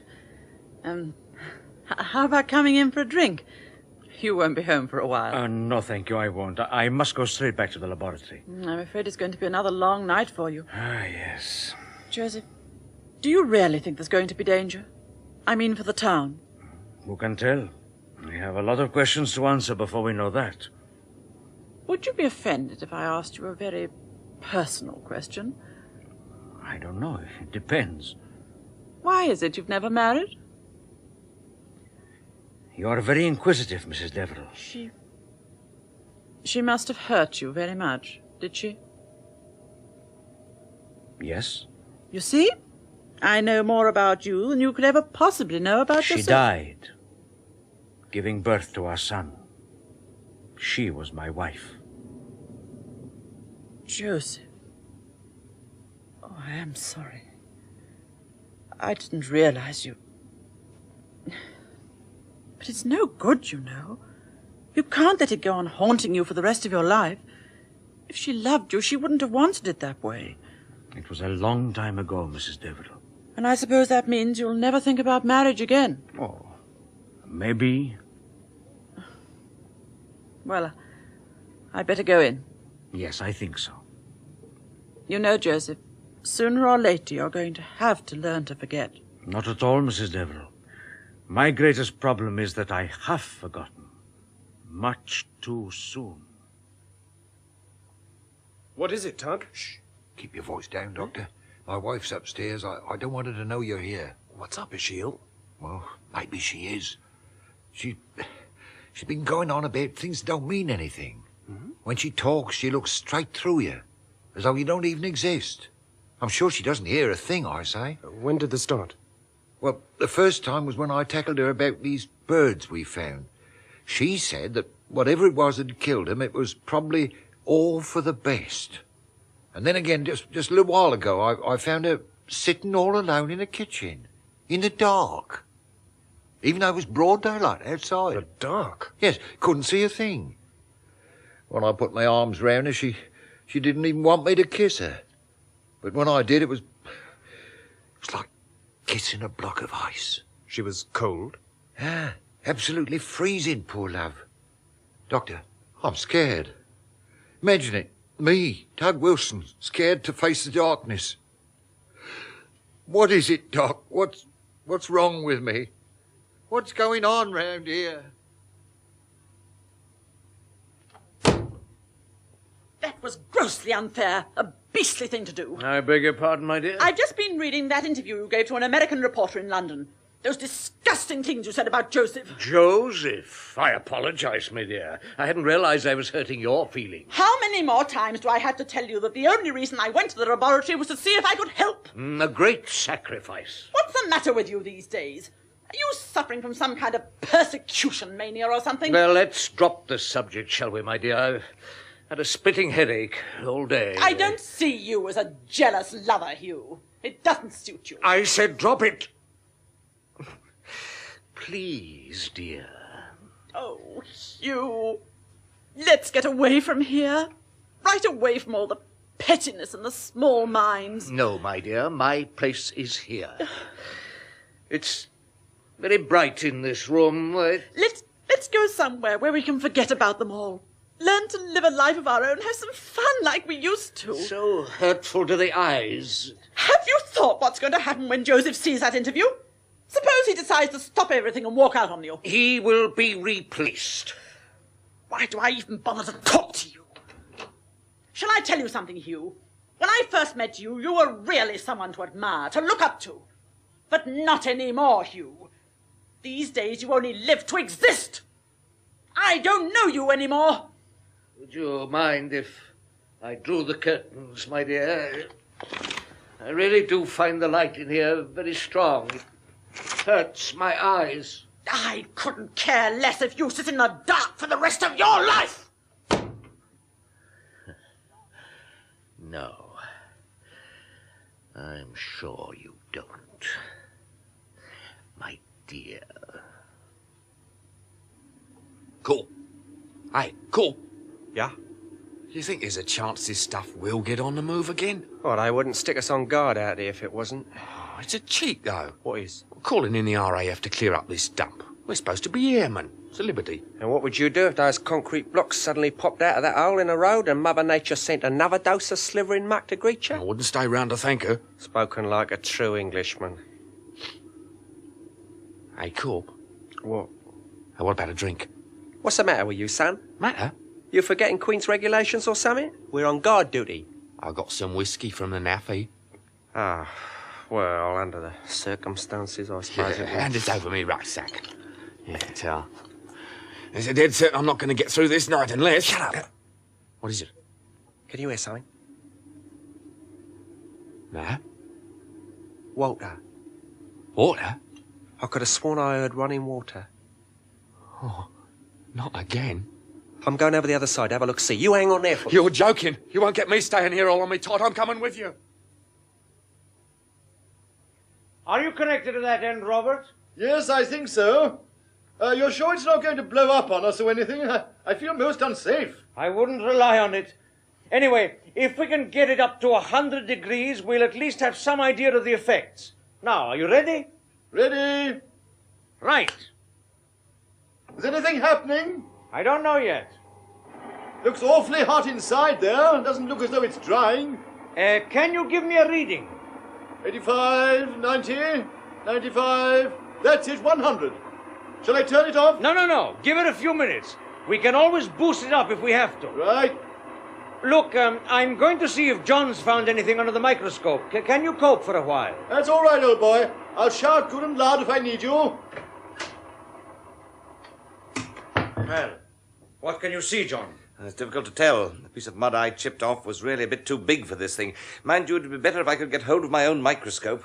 But can you trace the salt? Oh, it's rock salt, all right, except it's even finer. More like... Hey, what the hell's this? What?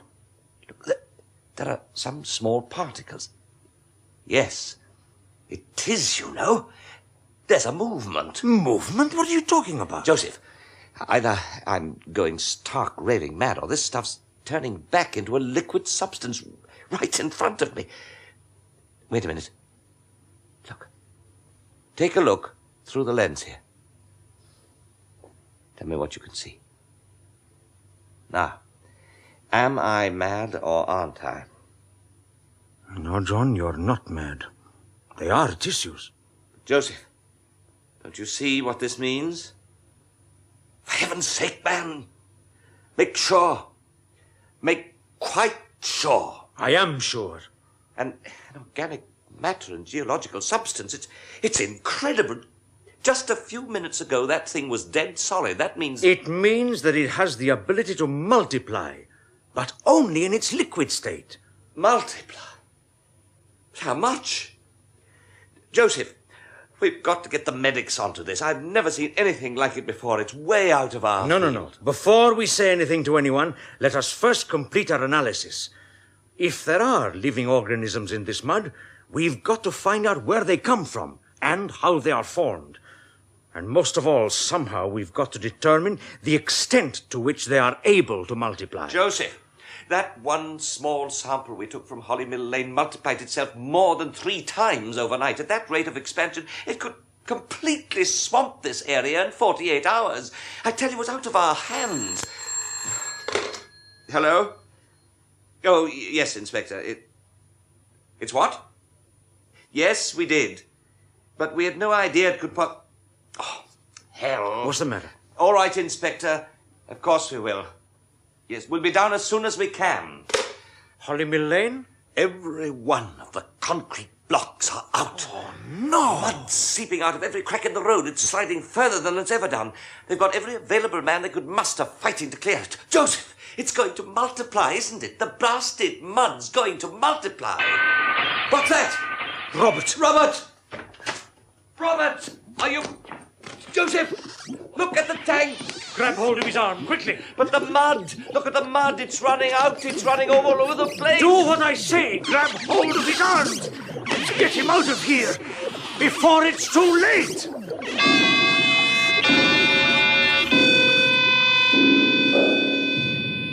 That was episode 3 of The Slide by Victor Pemberton, with Maurice Denham as Hugh Deverill, MP, and Roger Delgado as Josef Gomez.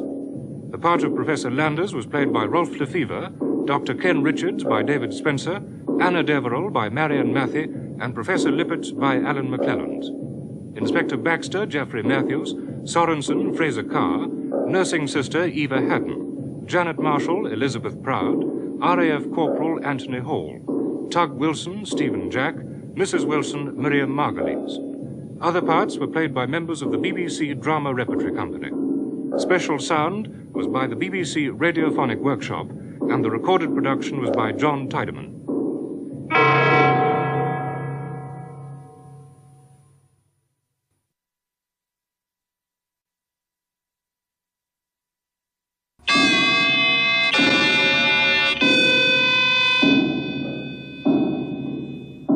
The Slide, a science fiction serial in 7 parts by Victor Pemberton, with Maurice Denham and Roger Delgado. The Slide, Episode 4, Heartbeat.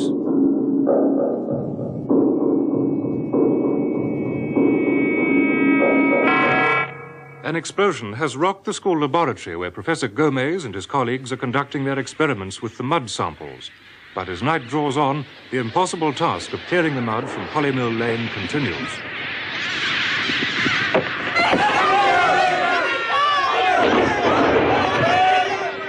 Who's in charge of your party, Corporal? Squadron Leader Johnstown. Ask him to do something about that flow at the other end. We've got to try and knock the mud off before it reaches the farmhouse. I'll tell him, Inspector, but we're having a bit of a job with these trees. Yeah? They're toppling over like 9 pins. It must be getting at the roots or something. Well, do your best, Corporal. Right.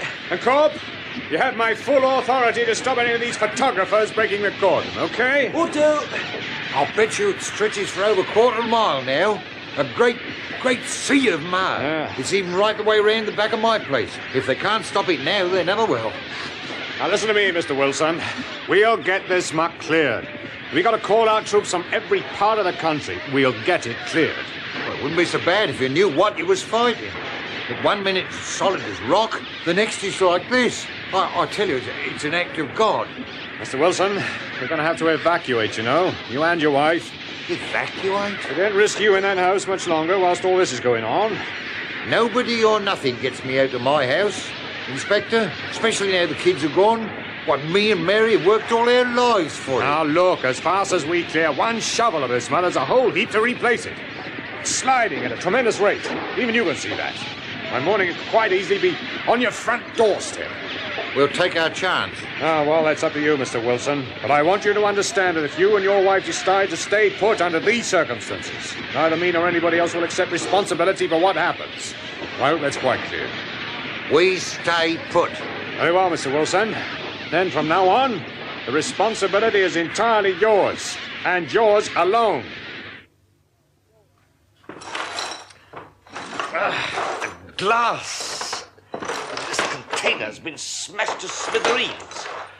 From now on, we use nothing but steel. Reinforced double-layer steel. There we are. Joseph, you'll have to tell them. You dare not keep us a minute longer. You'll have to tell them. Now drink the rest of your brandy, Robert. You'll feel better. I mean that if those mud samples do contain some kind of organic living matter, this could be the most phenomenal scientific discovery in geological history. We have to be quite certain first. You saw it under the microscope, didn't you? Both of you. I think we have to face the fact that application of heat to the mud is quite possibly an aid to multiplication. Multiplication? You mean all those organic cells, they're increasing all the time? Well, there can be no other explanation. We watched it under the microscope, Robert. It moved. Right in front of our very eyes, it moved. And changed its shape, form, and colour. The specimen I put under the scope was a solid, hard splinter. It hadn't been there for a couple of minutes when it started floating about, like slime from a snail. An unidentified geological substance containing living organisms. Have either of you stopped to realize just how terrifying a prospect that is? Robert, When I first saw the mud in Hollymill Lane, I knew then that we were going to be up against something quite unique. Well, things now seem to fit into place. Why shouldn't those seismological disturbances in the English Channel have been caused by the mud's unsuccessful attempts to overflow onto the seabed? What was it to do? Find another outlet. Precisely. And isn't Redlow town just a few miles from the Channel coastline? You're quite right. The epicenter of those earth tremors was here. But, Joseph, what about the other fissures, the overflows in the north of England and in the States? Something must be disturbing the level of the mud, forcing it out from beneath. No, I don't think so. Then what do you think, Joseph? The mud is organic. Why shouldn't it be capable of exercising its own force? We can't keep this to ourselves. The people have to be warned. We can't let them go on thinking. Let them think what they like, and for as long as they like, Robert. When we are absolutely sure, then we'll know what precautions to advise. But until then, I'll go down to Hollymill Lane and see what I can find. Joseph, for the first time in my life, I'm truly terrified. My dear Robert, who isn't? Who isn't?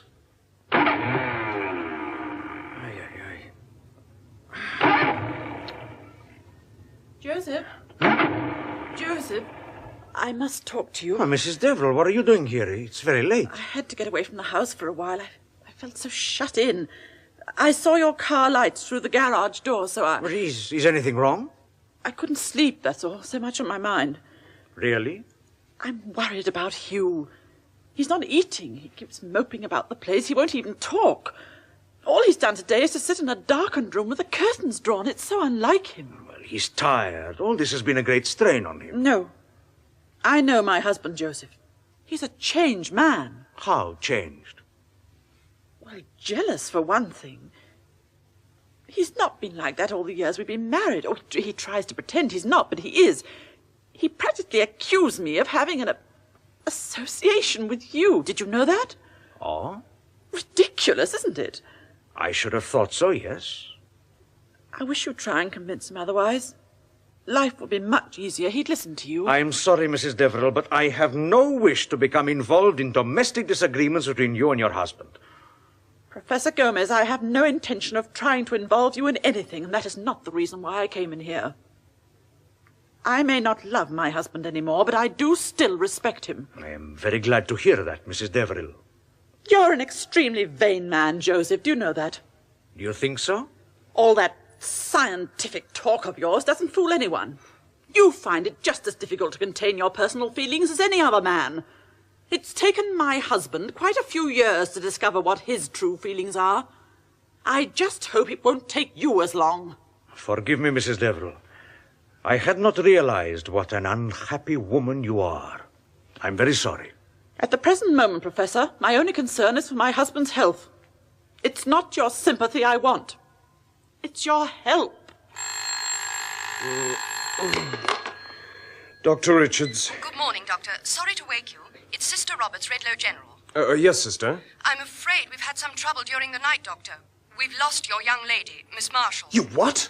Well, when Nurse went in about half an hour ago, she found the room in a terrible state. Everything's been ripped to pieces. Ripped to... What are you talking about, sister? Curtains, sheets, pillowcases. She'd even tipped a waste bin all over the floor. It's quite incredible. Oh, my... do you know what's happened to her? No idea, Doctor. She's left all her things behind, except her dress and a raincoat. She obviously just upped and walked out in the early hours.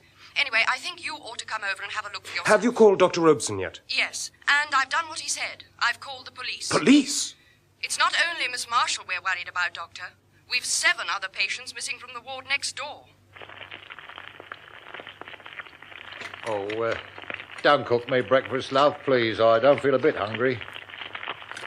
Come on, you've been doing quite enough bustling around. Sit down and talk to me for a few minutes. Oh, leave me, Tug. I'm quite all right. But I'm not hungry. Leave me be. Oh, come on, Mary. No, Tug, what you doing? Let me be. Now come and sit down. But, Tug, I want to talk to you. What's so wrong about wanting to talk to me own wife? That's better. Tug, Mary, I want us to get away from here. Away? I mean right away. From Hollymill Lane, from Redlow, But I from... like it here. It's our home. Why should we leave it? Because it's different now. It's not like it used to be. Things have changed. Are you scared, Tug? Scared? No, I'm not scared of the mud. First I thought I was, but I'm not. Then why leave? Well, because we've reached a time in life when we ought to start thinking about doing different things. We could go down to Jack Percy in Torquay. You'd like that. Bit of sea air, do you the world a good. You and his missus get on like a house on fire. Why, you two would soon solve all the world's problems. No, Tug. But, Mary, there's so much I want to do. So much I want both of us to do. We've got enough money saved to take us round the world and back if we want. What's the use in spending the rest of our days digging and ploughing? You don't know how to face things, do you, Tug? You never could. Mary, love, please. If you won't do it for yourself, do it for me. Please. Oh, better make it sausages. The bacon's a bit streaky. All right, then. Let's have some light. Tug! No, what you doing? Leave those curtains closed. I'm sick of the dark. Stop I'm it, sick of Tug. wandering around this place in the dark. Please. God gave us good light to feast our eyes on, so let's see it. And breathe God's air. Tug, please, don't. I can't stand the light. It hurts my eyes. But Please. why, Mary, why? Tug. You've always loved the sunshine ever since you was a young girl. What's happened to you, Mary? What's happened? Please, Tug. Come on, love, let's go to church. We'll just about make it if we hurry. No. But you never miss church. It's one of the things you look forward to all week. I don't want to go to no church, not never again. What? They're all hypocrites, every one of them. I despise them. Mary. Church. What does it mean? It's just crosses and stone and bells. It don't mean nothing. Nothing at all. If I thought you meant that, Mary, my love, I'd have given up hope for you a long time ago. That I can assure you.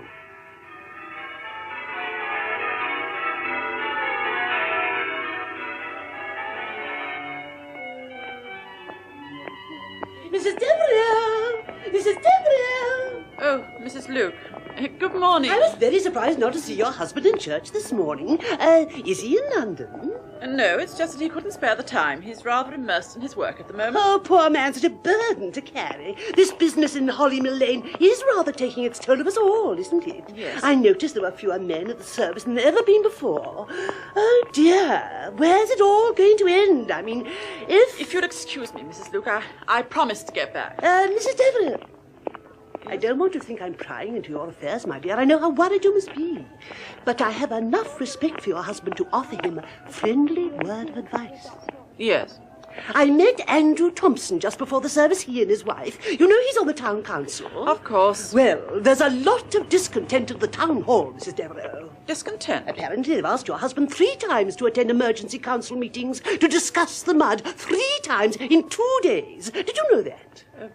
No, as a matter of fact, I didn't. He's refused every time. Under the present circumstances, I would have thought the first duty of an MP is to keep in close contact with the local authorities. And why is he still refusing to call on the government for help? Refusing? Mr. Thompson says your husband is quite adamant. He says the town is his responsibility. He says he won't call on the government till it's absolutely necessary. When's that going to be, I'd like to know? I do wish you'd speak to him, Mrs. Deverill. I will, Mrs. Luke, and thank you. I'd hate him to get involved in some nasty publicity, especially with all those newspaper persons hanging about. I mean, you know what they're like. Oh, she's gone.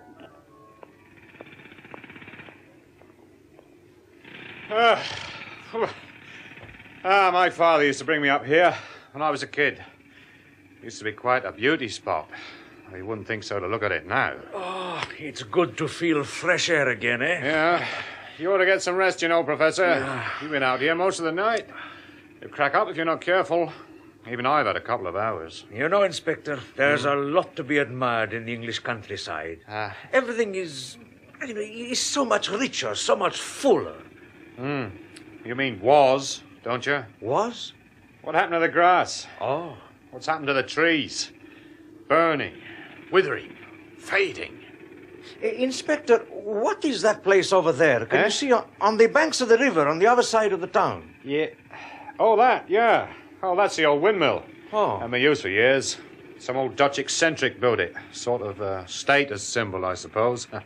Why? Well, it's just that the grass around it looks more faded than the grass on the other side of the river. Yeah, that's true. Well, last time I was over there, the place was running wild with weeds and grass. It's a good place gone to pot, if you ask me. Look, Professor. I want to ask you a question. How much farther is all this going to go? I wish I could tell you. I think you will agree that this is one of those freaks of nature that needs a lot of study before we can hope to understand it. It's not easy to come to terms with something you're not used to. Something you don't expect. As far as nature is concerned, Inspector, we should always be ready to expect. We have no right not to be prepared. My countrymen, they learned that a long time ago. Yeah. Us poor old English are a bit like that, aren't we? We're more than capable of tackling most things, but we're hardly ever ready for it until after it's happened. Who is? Yeah. Professor, I don't care for myself, of course, but the people round here want to know what's going on. Inspector, you've got to realize that this disturbance, or whatever you like to call it, is a threat not only to you people down here, but perhaps to people all over the world. But 7 people, sister, it's a terrifying thought. Have you questioned the others in the ward? Nobody seems to know anything, Doctor. The whole business seems to have been carried out in absolute secrecy. That's why we can't help thinking that it must have been planned. Oh, what sort of cases were they? 2 of them were quite elderly, but nearly all of them were road casualties or injuries from the earth tremors. Concussion, that sort of thing. Much the same as Miss Marshall. It's very suspicious. Oh, here we are, 4th floor. This way, Doctor. Oh, yes. And are the police going to start a search? What else can they do? Legally, any one of them are entitled to walk out whenever they wish. Of course. The locker room at the other end of the ward had been broken into. They took all their own clothes. I wouldn't have worried quite so much, but after being in such close contact with your Miss Marshall for these last few days, I should say her giving us the slip like this is a serious pointer to her mental stability. I know what you mean, sister. And I only hope you're wrong. And this thing you say about Janet being violent takes quite a lot of believing, you know. It's so completely unlike her. Well, that may be as it is, Doctor. But before you take any notice of me, I suggest you look in here at her room. Oh, my... This? I'd hardly call this the work of a normally balanced young girl. Would you, Doctor? Hugh? Hugh? Where are you? Oh, darling. It's a beautiful day outside. You should try and get some fresh air. Let's draw the curtain. No! It's so gloomy in here. Just leave them, please. I'm perfectly all right if you'll just leave me alone. Very well. You were missed in church today, Hugh. Nearly everybody said it wasn't the same without you sitting in your usual place. Even the vicar. He said he thought he'd never see a Sunday morning with that front pew empty. Mind you, you weren't the only one. There were hardly any men in church at all.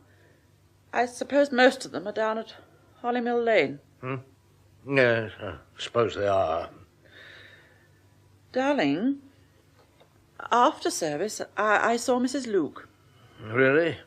Why haven't you been to any of the emergency meetings at the town hall? I don't go to meetings at the town hall. They bore me. Andrew Thompson says the council have asked you 3 times to attend, but you keep refusing. Why, Hugh? I shouldn't concern yourself with Mr. Thompson's political opinions, my dear. I'm well accustomed to his agitations, both here and in London. But he's a powerful man, Hugh. He's only got to say a word to those press people, and it'll be splashed across every page in the country. So? Is it true you're not going to ask the government to declare Redlow a distressed area? Yes. But why? Everybody's always offering advice. Always knowing what the situation demands better than anyone else. Better than those who are qualified to know. When are people going to realize this is my town? I can do what I want with it. It's their town, too. I want you to try and restore some of the respect these people used to have for you. People don't interest me anymore, Anna. They made this world for themselves. It's up to them to try and live in it the best way they can. If things get out of hand, if you let them, Hugh, they'll only blame one person. Is that what you want? Do you want to destroy yourself? Let things take care of themselves, my dear. It's the only way. Then there's nothing I can do for you anymore. Anna, darling, where did you go last night? Last night? You left this house shortly before 11 o'clock last night. You did not return until 1:45 this morning. I went to get some air. Air? Because I'm tired of sitting all day in a room with the curtains drawn. Tired of being scared to open my mouth, to breathe the same stale, stagnant air, as though I were being locked up. I trust the learned Professor Gomez was able to offer a suitable alternative. Will you get out of my way, please, Hugh? You haven't changed a bit, have you, my dear? Just like the good old days a long time ago, or is it? What's wrong with you? Don't you trust me anymore? You'll never change, Anna, will you? Not that I expect you to. It wouldn't be fair. Hugh, anyway, please, you're hurting me. I'm sure you'll find the South Please, American Hugh, climate my arm. much more agreeable, Hugh. my dear. At least it'll be a novelty.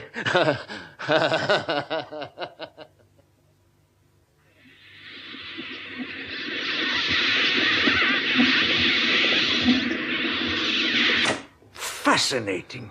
But how on earth did you manage to record it, John? It took me over 2 hours. Every time I put the lead wires in, they just burnt away. You've got to be so careful the way you handle the stuff. Joseph, surely this proves beyond a shadow of doubt the mud's a living thing. The way it moves, this extraordinary sound. It proves an awful lot, Robert. But what it doesn't prove is the exact nature and the extent. Now, I think that what we have here goes beyond the normal bounds of clear definition. What do you mean, Joseph? John, let's have that tape recorder on again. But this time, can you see if you can shape the background a little? I don't know. I'll try. Why? What are you thinking? I have a feeling that somewhere in the middle there's an indication. There's something staring us right in the eyes. Okay, all set.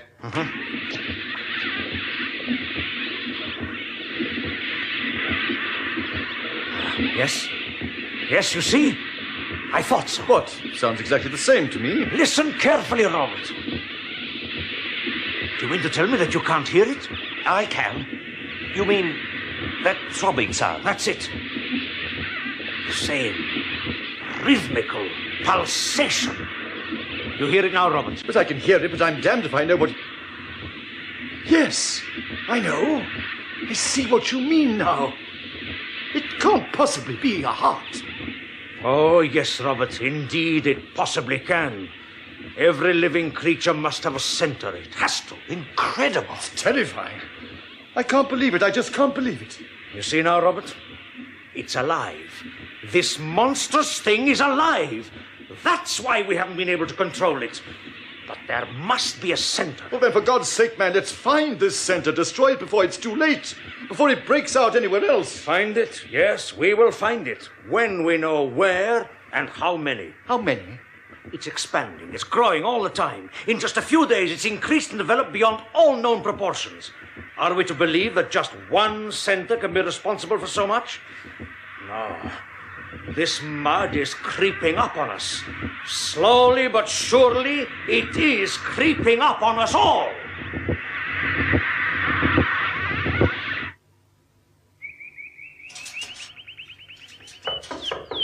Yeah, Pinky Winky, Pinky, Pinky Winky. Come along, Pinky darling.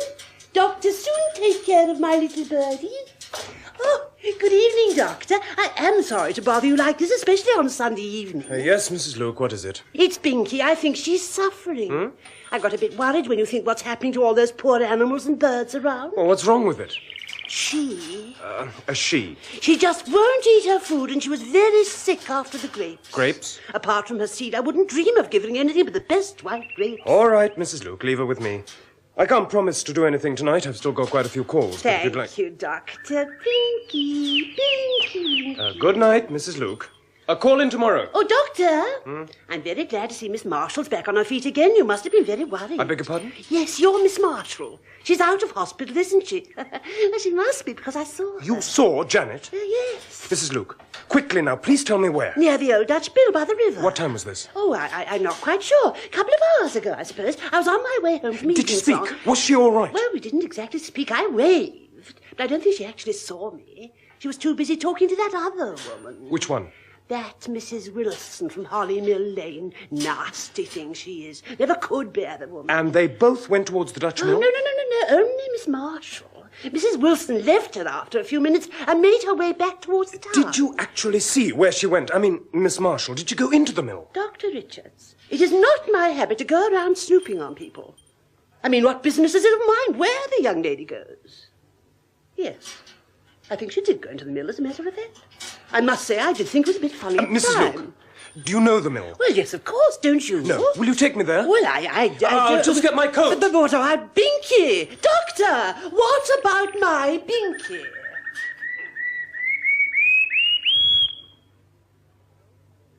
No, gentlemen, I'm sorry. I cannot agree. But, Mr. Deverill, I can assure you Professor Gomez has proved to us without doubt the unparalleled dangers that exist in this mud. But what dangers? At this stage, I think it would be inadvisable to inform you of the precise nature of our discoveries, Mr. Deverill. Oh, really, Professor? Why is that? I'm not prepared to say anything further than that. We don't want to start a panic, that's why.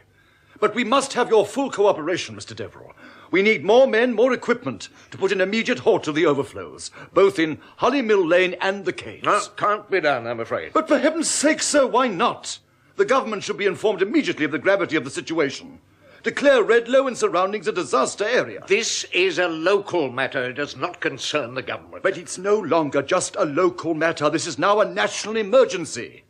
We refuse to accept the responsibility for not stopping a menace which could threaten the very foundations of this town, and perhaps a lot more. Nobody's asking you to accept responsibility for anything, Professor. I merely ask you to reduce your measure of alarm. Alarm? Mr. Deverill, you amaze me. Mr. Deverill, we have found the mud contains living organisms. Oh? Really? Do you understand the significance of that, sir? Do you understand that we're going to have to face an enemy that science has never before encountered? Science was created by the people for the people, Professor. I find your theory preposterous. It is not a theory, sir. It is fact. Oh, for heaven's sake, Joseph, tell him. I don't think that's at all necessary, Robert. I'm sure Mr. Deverill is more than aware of his responsibilities, especially towards his own countrymen. I leave my countrymen to make their own decisions, Professor Gomez. I'm sure a man of your background will find that rather difficult to comprehend. I take it you are referring to my political life? Certainly. When I first read about you, Mr. Deverill, I was still a young man at university. I used to read your speeches with great interest. You were something of a hero amongst our older generation. I'm flattered. But believe me, it did not need a very high standard of education to understand what sort of a person you really were. Oh, not that you didn't mean every word you ever said. It's just that it's not easy to admit how dishonest one can be, not only to others, but to oneself. I'm afraid that is the hardest part of all. Unfortunately, you never did admit it, did you, Mr. Deverill? And you still haven't. Goodbye, Professor Gomez. Have you any idea what you've just done? Yes, I think I have. The man was becoming an increasing bore. His departure seems just about the most satisfactory compromise I can think of. I hope you're wrong, Mr. Deverill. For the sake of yourself and all of us, I hope you're wrong.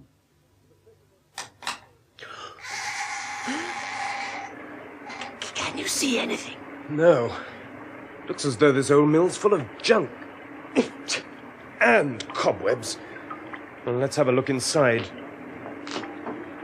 It smells of old rope and dead fish. Janet! Janet, darling! Are you in here? She must be out of her mind as she is. How many floors are there? Can you remember? 3, I believe. The old fellow who used to own the place lived on the top floor. Mind you... Shh. What is it? I thought I heard something. I'm not at all scared, you know. I don't believe in ghosts. Janet, is that you? No. Perhaps she went back to the farmhouse. We should have checked with Mrs. Wilson first. Oh! There it is again. Is there another floor down below? No, only the landing stage. It was only big enough to take a couple of small rowing boats. Should we look down there, do you think? How do we get down? There's a trap door just at the side of your feet. What? This? Yes, now do be careful, Doctor. I shouldn't think anyone's been down there for years. The steps might be dangerous.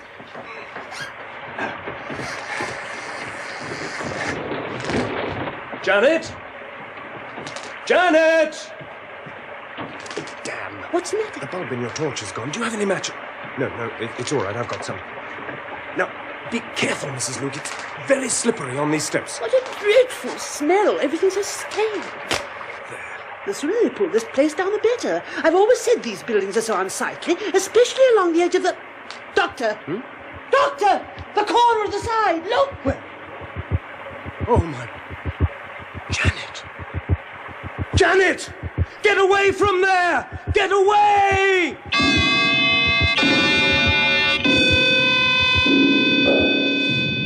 That was episode 4 of The Slide by Victor Pemberton, with Maurice Denham as Hugh Deverill, MP, and Roger Delgado as Josef Gomez. The part of Professor Landers was played by Rolf Lefevre, Dr. Ken Richards by David Spenser, Anna Deverill by Marion Mathie, and Professor Lippert by Alan McClelland. Inspector Baxter, Geoffrey Matthews, RAF Corporal Anthony Hall, Tug Wilson, Stephen Jack, Nursing Sister Eva Haddon, Mrs. Wilson, Miriam Margolyes, Mrs. Luke, Noel Hood. Other parts were played by members of the BBC Drama Repertory Company. The special sound was by the BBC Radiophonic Workshop, and the recorded production was by John Tiedemann.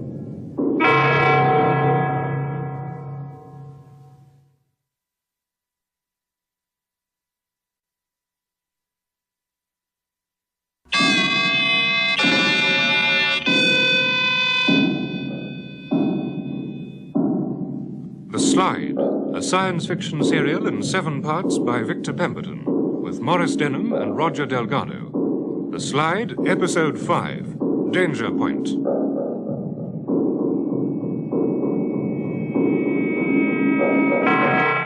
Janet Marshall has disappeared from her room at Redlow Hospital. In the darkness of the old Dutch mill on the banks of the River Holly, Mrs. Luke and Dr. Richards find the girl crouching by a wall. Desperately, they struggle to get her out into the open air. Take her other arm, Mrs. Luke. That's it. Thank heaven for the fresh air. I thought I was going to suffocate in there. Hadn't we better see if we can get hold of someone right away, Dr. Richards, before the mud gets a grip down there? Janet, darling, listen to me. What were you doing down there by the landing stage? Tell me. Well, you shouldn't have come. You should have left me. Janet, that mud was seeping through the wall. In just a few minutes you'd have... What were you doing, crouching all alone in the dark? Won't you talk to me? There's nothing to talk about. I want to help you. I don't need your help. Nobody's help. Why did you leave the hospital like that? I couldn't bear it any longer. I couldn't bear it. But in the middle of the night? Oh, it was the best time, the only time. I didn't want to go through another day with all those people coming in and out and staring at me as though I was some sort of caged animal. Look, it's not safe for you to be wandering round on your own in the middle of the night. Darling, you're ill. Stop saying that. How many more times have I got to tell you that I am not ill? I just want to be left alone, that's all. Janet, what happened to all those other people? I don't know what you're talking about. What other people? I want to know. 7 patients disappeared from the ward next to your room at the hospital, and all at exactly the same time. Now, what's happened to them? Oh, look, darling, if you know where they are, you've got to tell me. We've had half the county constabulary out looking for them all day. Their relatives are going half out of their minds. I'm sorry. Mrs. Luke. Yes? Can you drive? Why, yes, not for years, though. I have a bicycle. Will you take my car and drive Miss Marshall straight back to the hospital? No, if you ask for Dr. Robeson, he'll know what to do. No, I'm not going back to that place, not Now ever. listen, no. Janet. If you think anything of me, anything at all, you'll do as I tell you. We'll go back to that hospital and let them take care of you. If you don't, well, it's up to you. It's 11 o'clock. What are you going to do, Doctor? Oh, they're so busy trying to get rid of the mud on the other side of the town, nobody seems to know it's over here as well. The sooner somebody does, the better. I'm going to see if I can get hold of the inspector. He said something about them going to seal the Holly Crag Caves with explosives at about 11:30. Oh, I'll just about make it. I'll call the hospital and tell them you're on your way over. You can meet me there. Right. Sure you can cope? Perfectly. Now, Janet, don't let me down, please. See you. Are you ready, my dear? Now, we're not going to be silly about this, are we? You'll find I'm just as determined as you are. Right then, give me your hand. Wait a minute. What have you got there? No. Let me see. No. Let me see. Oh, Miss Marshall. How could you? A little sparrow. A poor, dead little sparrow. Keep clear of those rocks! Keep clear of those rocks! Right. As soon as the dust clears, take a few of your blokes around the back of the crag, Sergeant Johnson. Very good, sir. Make sure there's no mud coming out anywhere. I want this place sealed in once and for all, okay? Right you are, sir. Inspector, can't you get some of your people down to that mill? I'm scared it's going to start flowing out any minute. I'm sorry, Doctor. There's nothing I can do till I've got this mess cleared up. But if we don't get those caves sealed now, there'll be no holding them up. Can't you get any more help? I've got half my blokes here, the other half down in Holly Mill Lane, and most of them haven't had a wink of sleep in 24 hours. That makes 5 overflows now. 5? Yeah, apart from the lane, the mill, and here. There's one just at the back of the Regal Cinema. But that's practically inside the town. There's a main shopping area just there. I know. They had to clear the cinema during the last performance tonight, just in case. Well, where's the other? Centre Heights. What, the new apartment block? Yep, it's about a 25-yard gap in the lawns at the back, right alongside the fountain. It's happening, Doc. I tell you, it's all happening. Oh, for heaven's sake, sister, what do you mean she's not arrived? Well, I left her with Mrs. Luke over an hour ago. They were coming straight here to the hospital. I'm sorry, Dr. Richards. I gave strict instructions to the porter on the gate to bring them up as soon as they were here, but so far there's been absolutely no sign of them at all. All right, sister, thank you. You can leave it with me now. Yes, Doctor. Ken, would you come into my room for a minute? Oh, yes, certainly. Now, look, Ken, something's got to be done about this. What do you mean? I mean Janet. As soon as we get her back here, she must go to psychiatry. Oh, don't talk nonsense, Michael. I'm telling you, she'll have to. Look, Janet's as sane as you or I. Are you sure? Well, let's stake my reputation on it. Have you any idea why she kept herself in a darkened room all the time she was here? Well, no. To your knowledge, you're sure she's never had treatment? If you mean psychiatric, the answer's no. Not necessarily psychiatric. Ken, have you ever thought about hypnotism? Hypnotism? What are you talking about? Well, you remember old Dr. Luther? Oh, wasn't he the old boy who was always plugging the use of hypnotic treatment in asthmatic disease? That's the man. Why? Just that I went to a few of his lectures. Most of it was a lot of old bunkum, I thought, but one or two of the practical demonstrations were quite interesting. One of his experiments was putting his patients to sleep, making them open their eyes, and then convincing them that the light was too strong for them, even though they were in a darkened area. But she's never seen a hypnotist in her life. She's had no reason to. And even if she had, she'd have told me. No asthma, bronchitis, no? Michael, I tell you, if she had, she certainly wouldn't have turned to hypnotism. It's not like her. Perhaps you're right. Let's hope when we find her, we'll be able to prove otherwise. But it is an interesting thought, isn't it?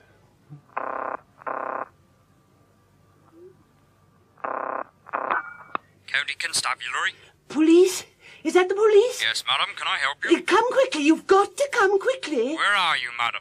Look at the number of your telephone. Just tell me where you are. It's the crossroads. The box at the crossroads. Which crossroads, madam? Near the mill, the river. Oh, I've got it. Are you hurt? It'll only take us 5 minutes to get there. No, I'm all right. Just hurry. As soon as you can. There's been an accident. Inspector, how long do you think you can hold the mud back in this sector? And look, is it possible to erect some kind of barricade near the wall of the cinema? Well, it's possible, all right, sir, but it won't do no good. We put up solid concrete blocks in Mr. Wilson's farmhouse, but they just topple over like a pile of matchboxes. The house doesn't stand a chance now. It's surrounded on all sides. The foundation will never take the strain.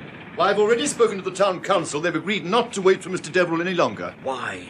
Why is there this change of substance during the day, Robert? You know, I feel the answer is so close.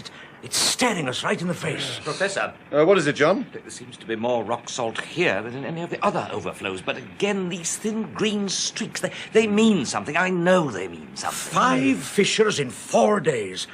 And in that time, the mud has progressed in Holly Mill Lane alone at the rate of over 1/4 of a mile each night. You both realize, don't you? These new overflows could penetrate the main thoroughfares of the town within a matter of hours. Inspector, I don't care what you do or who you get, but it's imperative you spare no effort to seal these last overflows before they extend any further into the town limits. If necessary, get every man, woman, and child out of here. I'm beginning to think some people forget that I'm just a policeman around here. Great Scott, what's that? It sounds like St. Hyde's way. Excuse me, gentlemen. Sarge! Look, there's a great pall of smoke over there, whatever it is. Professor! Professor! Mrs. Deverill? Professor, I need your help. My husband. What's happened? He's called a press conference at the town hall for 5 o'clock. Oh, what's wrong with that? Well, he has absolutely no authority to do so. I'm terrified of what he's going to say. Look, Mrs. Deverill, Redlow's full of reporters and journalists. I don't see what he can possibly tell them that they don't already know. Professor, would you say the destruction of this town is inevitable? Because that's what my husband thinks. And that's what he's going to tell the press at his meeting this afternoon.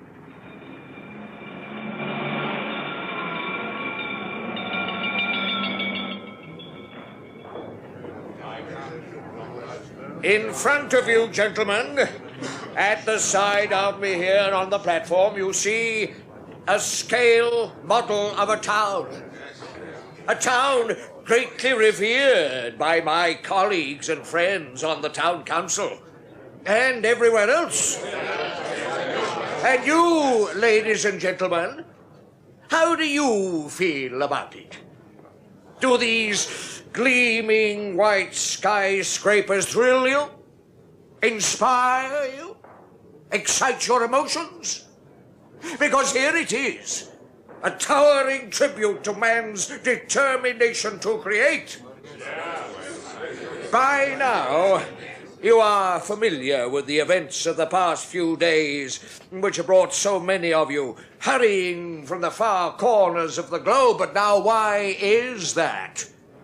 Is it because you really believe nature has struck a cruel blow against this small corner of the English countryside? Paralyzed a daily routine? A way of life that has continued for countless generations? Or can it be that somewhere inside each one of you there are more decisive questions yearning for an answer? Somebody do something. We can't let him go on like this. No. Wait a few minutes. I want to hear what he's going to say. Now, most of you people here today have described in your newspapers what has happened down here as an evil freak of nature. But my friends, I can assure you it is not.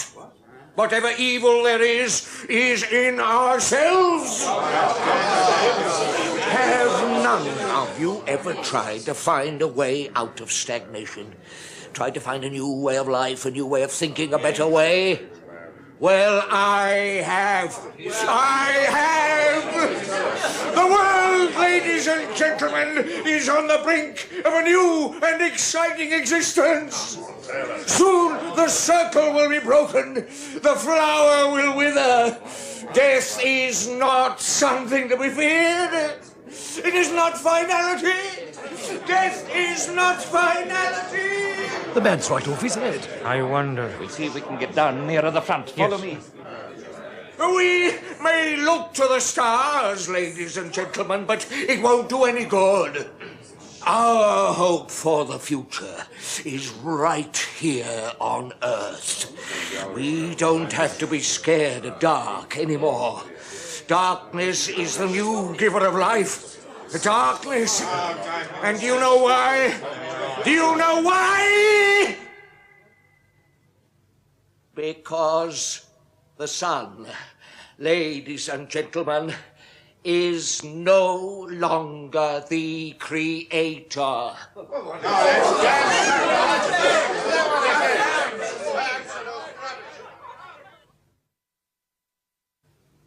dear. It's all right now, Mrs. Luke. Miss Marshall must have been mad or something. She could have killed both of us, Doctor. I'm telling you, she went quite berserk like a wild animal. Look, just try and remember exactly what happened. Now, why did she suddenly go like that? Was it something you said? No. For most of the time, she sat in the front seat at the side of me, just staring dead in front of her at the road. Every so often I could see her face reflected in the wing mirror, all white and drawn. And her eyes, they were so determined. Tell me how the accident happened. Well, it was those two stupid old people. They seemed to spring out from nowhere, right out of the darkness. Before I could do anything, that wretched girl had grabbed hold of the steering wheel, and we were going straight for them. There was nothing I could do. She was far too strong for me. But then, it was quite extraordinary. Just as we were about to hit them, she screamed out and swerved the car right off the road. We ended up at the bottom of the incline, glass everywhere. I don't know how we weren't killed. What happened then? I suppose I must have blacked out for a few minutes, but I do remember seeing that girl scrambling up the grass verge with the two old people. Where they went from there, I don't know. Sister, could either of these two old people be from the hospital here? I don't know, Doctor. There are so many of them missing now, it's hard to keep track. It was so awful to see the three of them all standing on the road at the top, just staring down at me. Do you know, I really think they were wishing me dead. Oh, Mrs. Luke. Mrs. Luke, have you any idea in which direction Janet went? Was it back towards town? I've told you, I don't know. I feel so guilty to have let you down like this. You should never have trusted me with her. She's a very sick girl, Doctor. Yes, I know. To think of her wandering around the countryside all alone like that in the dark, and then hiding in disused buildings, carrying those poor little creatures about with her. Creatures? Yes. Soon after you left us, I found she was holding on to a poor, dead little bird. What? A little sparrow. When I tried to take it away from her, she just pushed me aside and threw it into the river. I think even you'll have to agree, Doctor, it's only a warped mind that wants to do things like that. A very warped mind indeed. Mr. Deverill, sir. Yes, your question. I'd like to ask you why Redlow has still not been declared a disaster area. Surely an appeal to the Prime Minister is well overdue. We are perfectly capable of dealing with our own problems in our own time. But the situation's getting out of hand. You can't possibly deny the implications of such a thing. Implications, sir? What implications? Mr. Deverill, hasn't anyone bothered to tell you people are already being evacuated from their homes in 4 different areas of the town? Do they have to wait until it reaches your home before something is done? Why are you blind? Why are you all so blind? For the first time, you are privileged to witness a new evolution, a turning point in the history of mankind. I implore you not to scorn it.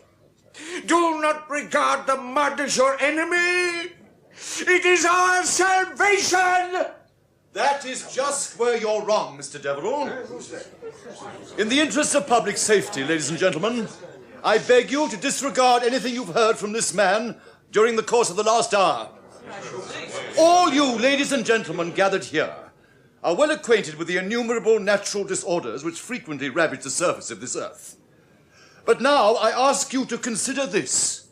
What kind of disorder is it that can produce tremors, fissures, and a discharge of an unidentified substance in an area which is generally accepted by us all to be outside the seismic belt? How great our danger is, I will let you decide. I will ask nothing of you other than you listen to the latest evidence at our disposal. No, don't listen to these men. They bring you nothing but lies. It's up to you, ladies and gentlemen. It's up to you. Let them speak. Let's hear them. Very well. Professor Gomez and Professor Lippett, will you come up here, please?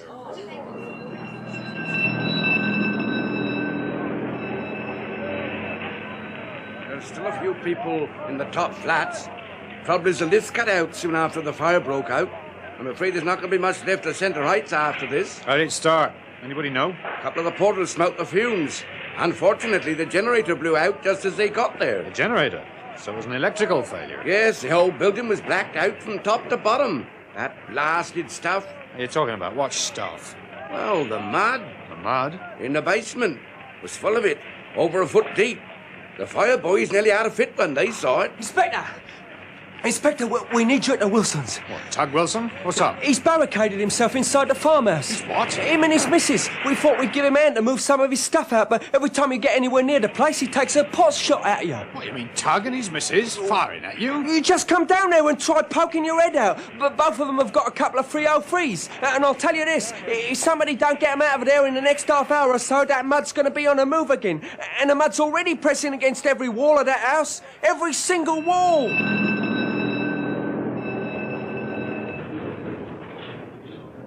Ladies and gentlemen, for many years, we scientists, we've struggled to understand why the Earth begins to shake, to tremble, to open out into great chasms. We have tried to discover what great energies they are that clash beneath the surface of this great crust we walk upon. But, as Professor Landers has told you, the one thing we have known until now is that such disturbances have nearly always been confined to those areas of the world which we refer to as the seismic belt. Now, let us for the moment disregard the fact that the British Isles are outside the normal seismic belt. Then, let us try to find out why the situation which has developed here is such a critical one. Now, in front of you, ladies and gentlemen, you see a scale model of Redlow New Town. The first fissure, that is to say, the first fracture in the soil's crust, appeared here, the area known as Hollymill Lane. Then here, here, here, and here. 5 distinct fractures, not all in one place. But, ladies and gentlemen, look at the model and see for yourselves the almost perfectly symmetrical pattern, the circle formed around the town.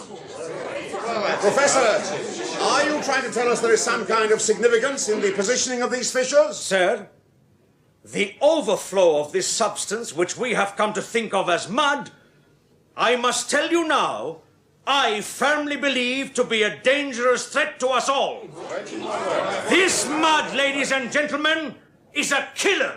Now, please.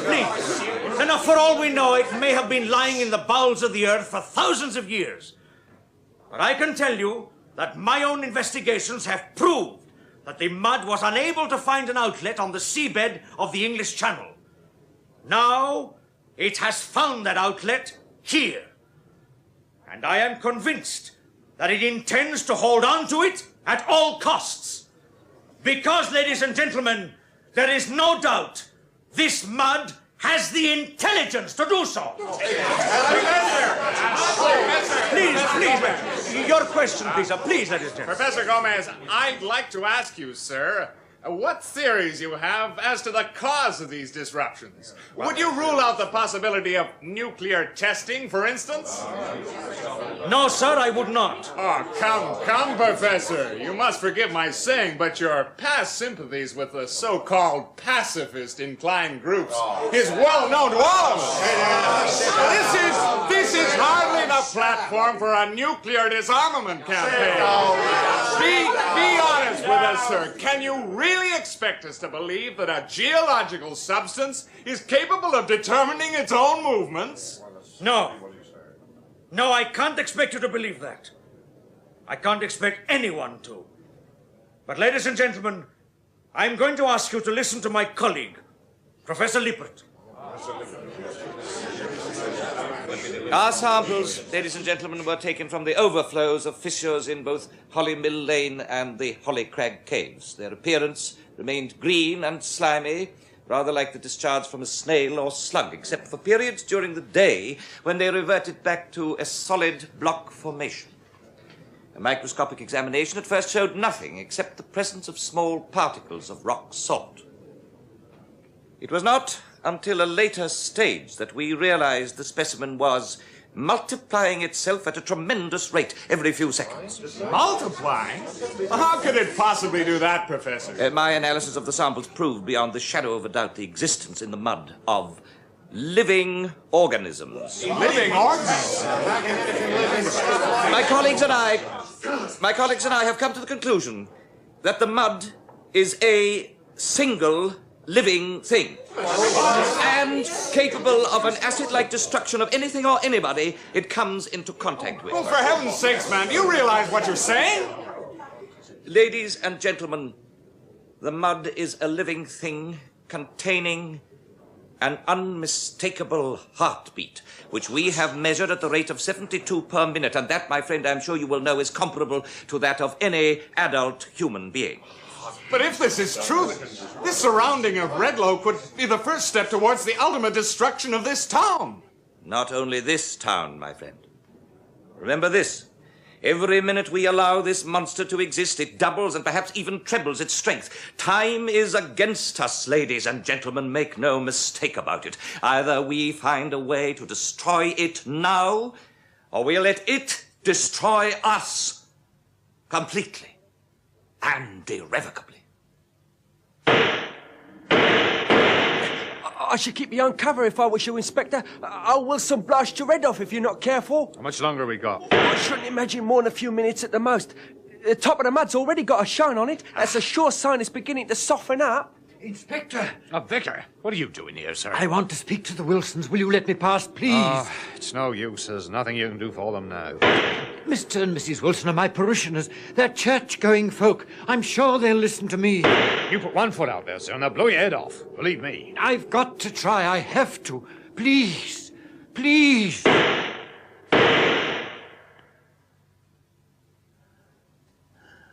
Hugh? Hello, darling. It's no use staring at the model like that. It won't help. Everyone's gone. Come on. I've got the car outside. Let's go home. I have no home. Oh, Hugh. Why did you do it? What made you say all those things? Your whole dream, everything you've ever fought for, all gone just in a few minutes. Why, darling? Look at it. My town. My dream. You made it a reality. You should be proud. Proud? Proud to have been a part of man's plans for ruthless corruption, is that it? Corruption? Corruption, expansion, domination, call it what you like. An attempt to deny nature its very right to exist. You think I'm proud of that? Proud to be an accomplice to evil. You stop talking like that, you're ill. You wanted me to create this, didn't you? You encouraged me when it's no good. It's no good. Only nature has the right to create. Only she has the power to stop us from exploiting corruption and evil. What you say? The earth was created for and by nature. When are you going to realize that? You let go of my arm. You're hurting me. They think they know, but they don't, none of them. When the darkness comes, they won't be able to shield behind the sun anymore. What are you doing with that stick? For God's sake, put it down. Not any more.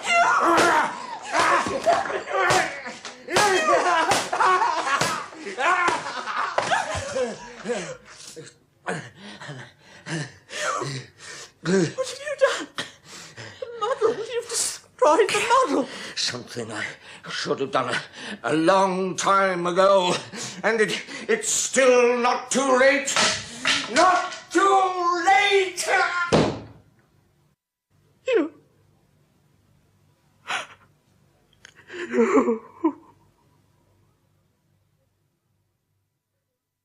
Mr. Wilson!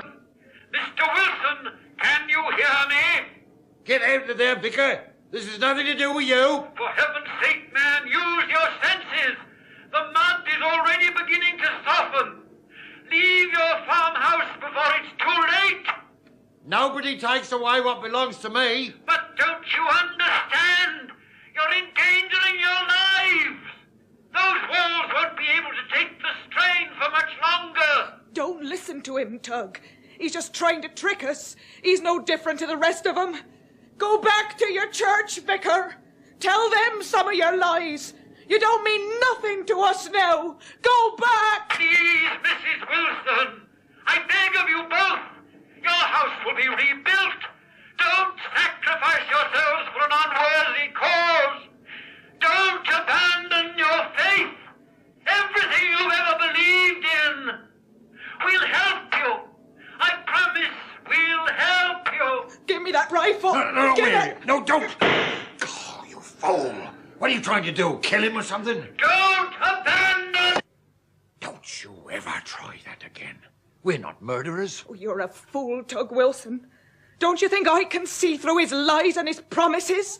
It's always been like that, and it always will, whilst we let it. He's always been a good friend to us. Perhaps he's right. Perhaps we are causing a lot of misery for no reason. No reason? This is our house, Tug.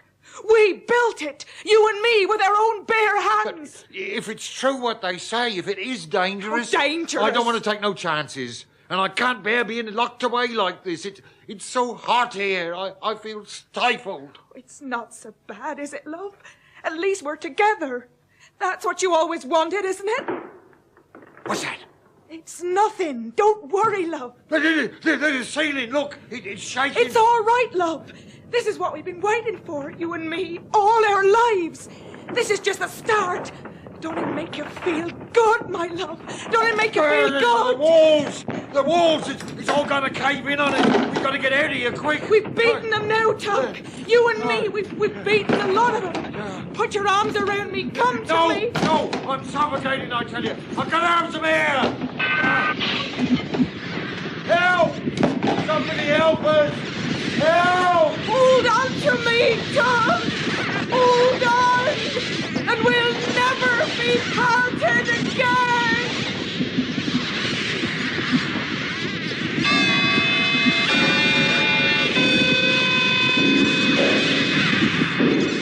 That was episode 5 of The Slide by Victor Pemberton, with Maurice Denham as Hugh Deverill, MP, and Roger Delgado as Josef Gomez. The part of Professor Landers was played by Rolf Lefevre, Dr. Ken Richards by David Spenser, Anna Deverill by Marion Mathie, and Professor Lippert by Alan McClelland.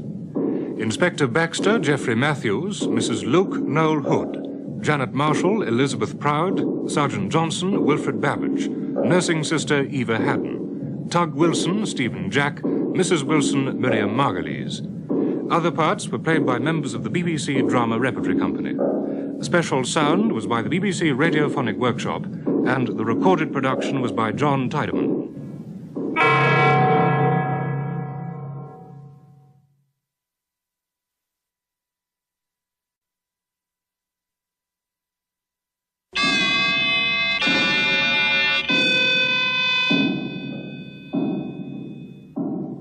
The Slide, a science fiction serial in 7 parts by Victor Pemberton, with Maurice Denham and Roger Delgado. The Slide, Episode 6, Time Limits.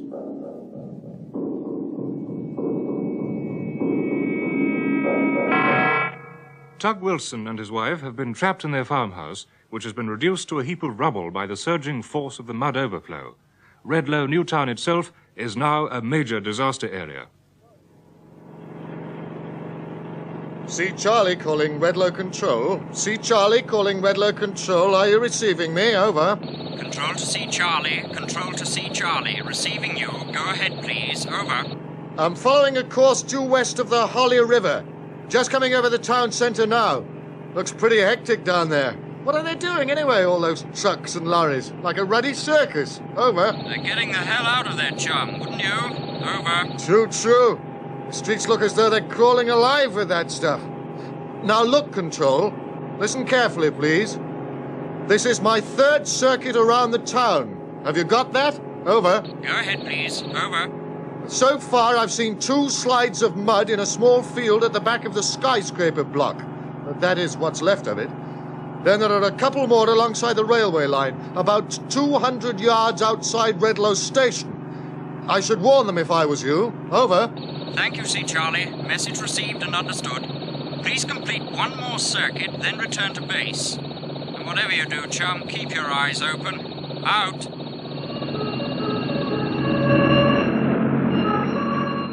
Sergeant Johnson. Sir? Take 2 men and get those people out of that house. I gave you orders to get everybody out of this street by 11 o'clock. Now, what's up with you? I've got to do everything myself. I can't help it, Inspector. There's some old dear called Mrs. Luke trying to get the boys to put a piano on the truck. It's a hell of a job. Well, get her out of there. Unless she wants the whole street to come down on top of her. And a piano. Yes, sir. Is that likely so soon, do you think, Inspector? I really don't know, sir. But after last night with the Wilsons, I'm not taking any chances. There's no gas, water, electricity. Can't even get a telephone line through to London. The mud's been seeping up through these drains in the road all night. Oh, you mustn't blame yourself, you know. What happened to the Wilsons was not your fault. No, sir. And whose fault was it? I've known Tug Wilson and his missus for years, ever since I left the beat. When are we going to see the back of this, Professor? We have to move fast. That's all I can tell you. Well, I hope somebody comes up with a bright idea, sooner or later, before it's too late. It's not the mud that scares me so much as people. What do you mean? Do you know what they were doing in the town last night? No. Right in the centre of the main high street. Looting. Looting? Mm-hmm. The sane, level-headed British public, smashing shop windows, swiping everything they could lay their hands on. Oh, I don't suppose you can blame them, really. When the unexpected turns into a nightmare, it's bound to turn them into animals. Inspector, how can I get down into those sewers? Do what, sir? There's obviously a fracture down there somewhere. It's just possible we can do something if we can find out which way the mud is moving. I'm sorry, sir. I can't allow that. It's much too dangerous for you to go wandering through the town sewers on your own. That's easily settled. Come with me. Well, I don't know about that, sir. You've told us yourself, that mud's alive. You never know what it might be capable of doing. Not during the day, Inspector. You can see for yourself it's as hard as concrete. Now, come on. It won't take more than 10 minutes. I just want to have a look. Yeah. Oh, very well, sir. I'll see if I can get hold of a torch. But I warn you, Professor Lippert, one peep out of that stuff while we're down there and you won't see me for dust. That I promise you.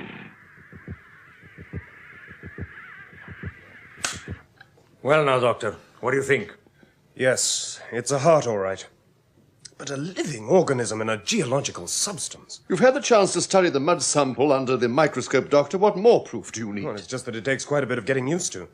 This, of course, does answer quite a few questions. Such as? Well, if we're to believe that this mud is alive, with functioning brain cells, then we must also believe that it's capable of exercising its own intelligence. You mean equal to that of a human being? And maybe more, Professor. Oh, surely. In fact, the evidence at our disposal is now too overwhelming to think otherwise. I don't quite follow you. Well, during the past few days, our surgeries throughout the town have been crowded with patients complaining of almost identical symptoms.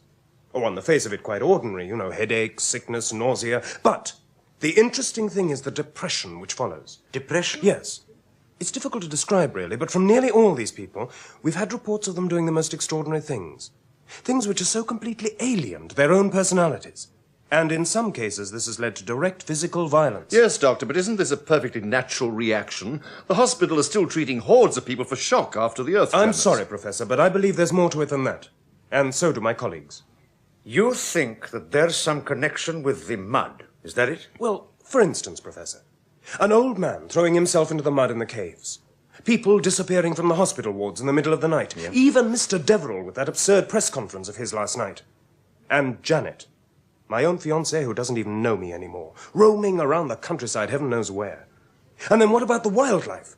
Birds, cattle, sheep, cats, dogs, dying off by the score and for no reason. Now, let me see if I understand you, Doctor. You believe that certain sections of the community are being subjected to some kind of mental pressure. Is that correct? Yes. An outside pressure trying to force its way in. Yes. And that outside pressure is the mud. Yes. But how can the mud, even with its brain cells and heartbeats, exercise any sort of pressure over the human mind? My dear Robert, in a way that we should have realized long ago. You tell him, Doctor. Hypnotism, Professor. The art of hypnotism.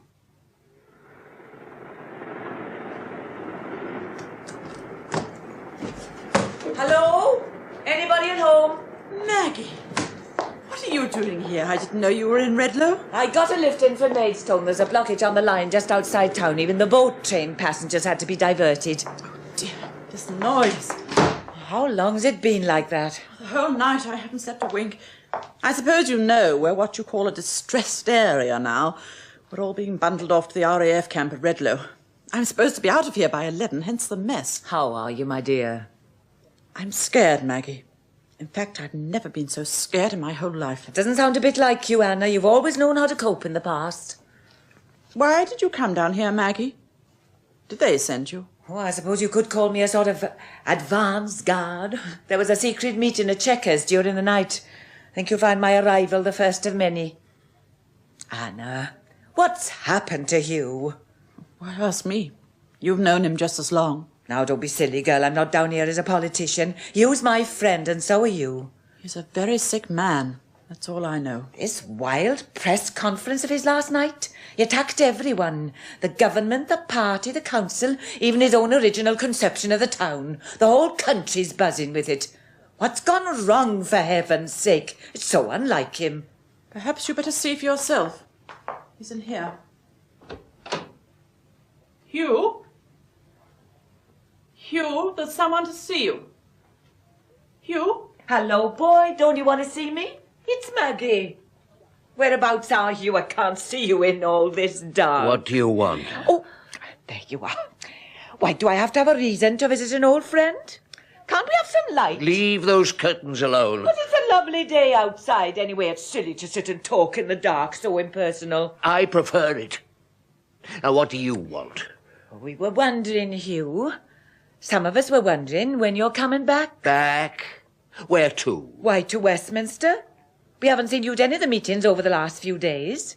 There was one at Chequers last night. We missed you. And you came all the way from London to tell me that my colleagues, my associates, my friends all miss me, is that it? What's the matter with you, Hugh? Don't you care about Redlow anymore? Your town? You know very well all the government wants to do is... My dear, dear friend. When are you and all the rest of those fools going to realise that the time is coming when the only form of government will be the earth itself? You can't sit by and see the town swallowed up right in front of your very eyes. Maggie. Oh, Maggie, can't you feel it? The vibration of an exciting new life. Hugh, how much longer do you intend to lock yourself away like this? For as long as I wish. And how long is that supposed to be? I shall know. Very well. Then I shall take Anna with me. No, Maggie. If you want to stay here and rot, you can do so. But don't expect your wife to rot with you. Right. Very well. Maggie, what are you doing? If you won't let God's good light in, I will. No. No. Look out there, Hugh. Take a good look and feel the sun on your face. My eyes. Somebody help me. My eyes. My eyes.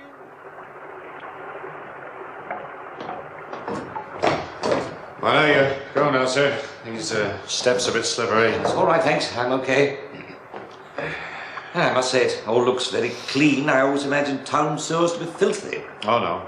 The whole system's pretty new. We only finished doing it about 6 months ago. So, which way? Shine the torch over there, can you? Yes, well, I reckon if we follow the stream for 200 or 300 yards, that way it should bring us almost directly underneath the High Street. Lord, what's that? Don't worry, Professor, it's only a rat. Me and you are bound to find them down here, aren't we? Yes, it's quite. Well, as long as we don't find anything worse than that, we'll be all right. I hope. This way, sir.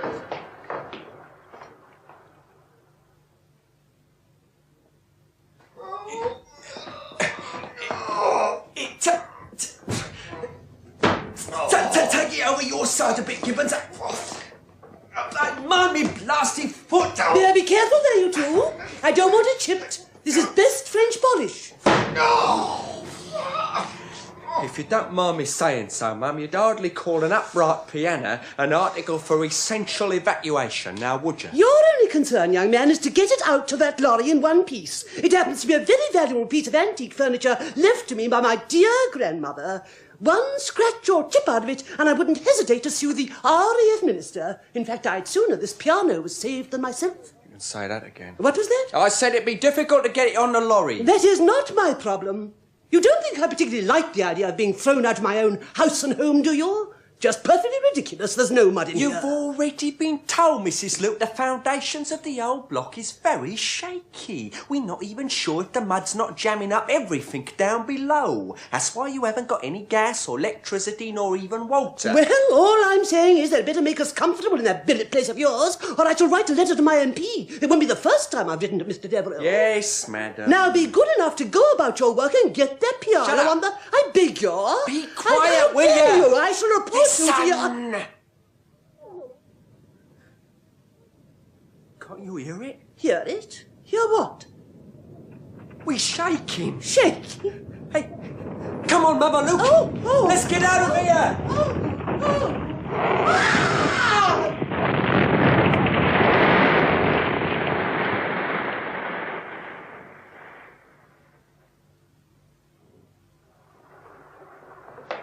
I should think we're just below the High Street now. You see anything, Inspector? No, not a thing.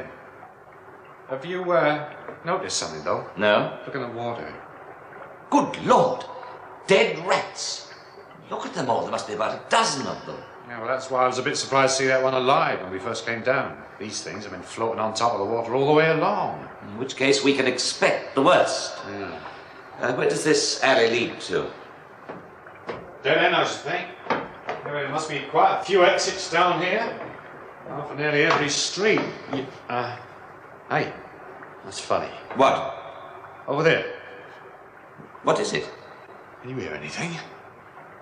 Not a thing. Put your ear up against the wall. No, closer. There, I can hear it now. Yes.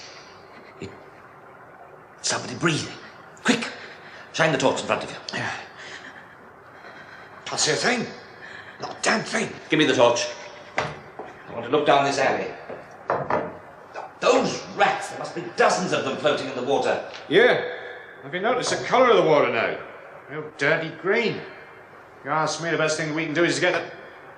Professor, get quick, the torch. Where? Dead ahead of you. There. Someone crouching on the ground. Oh, it's a woman. You there. Hey, you. Hey, who are you? What are you doing down here? Hey? Now, don't be scared. I'm not going to hurt you. Hey, come back. Come back. Inspector. Yeah?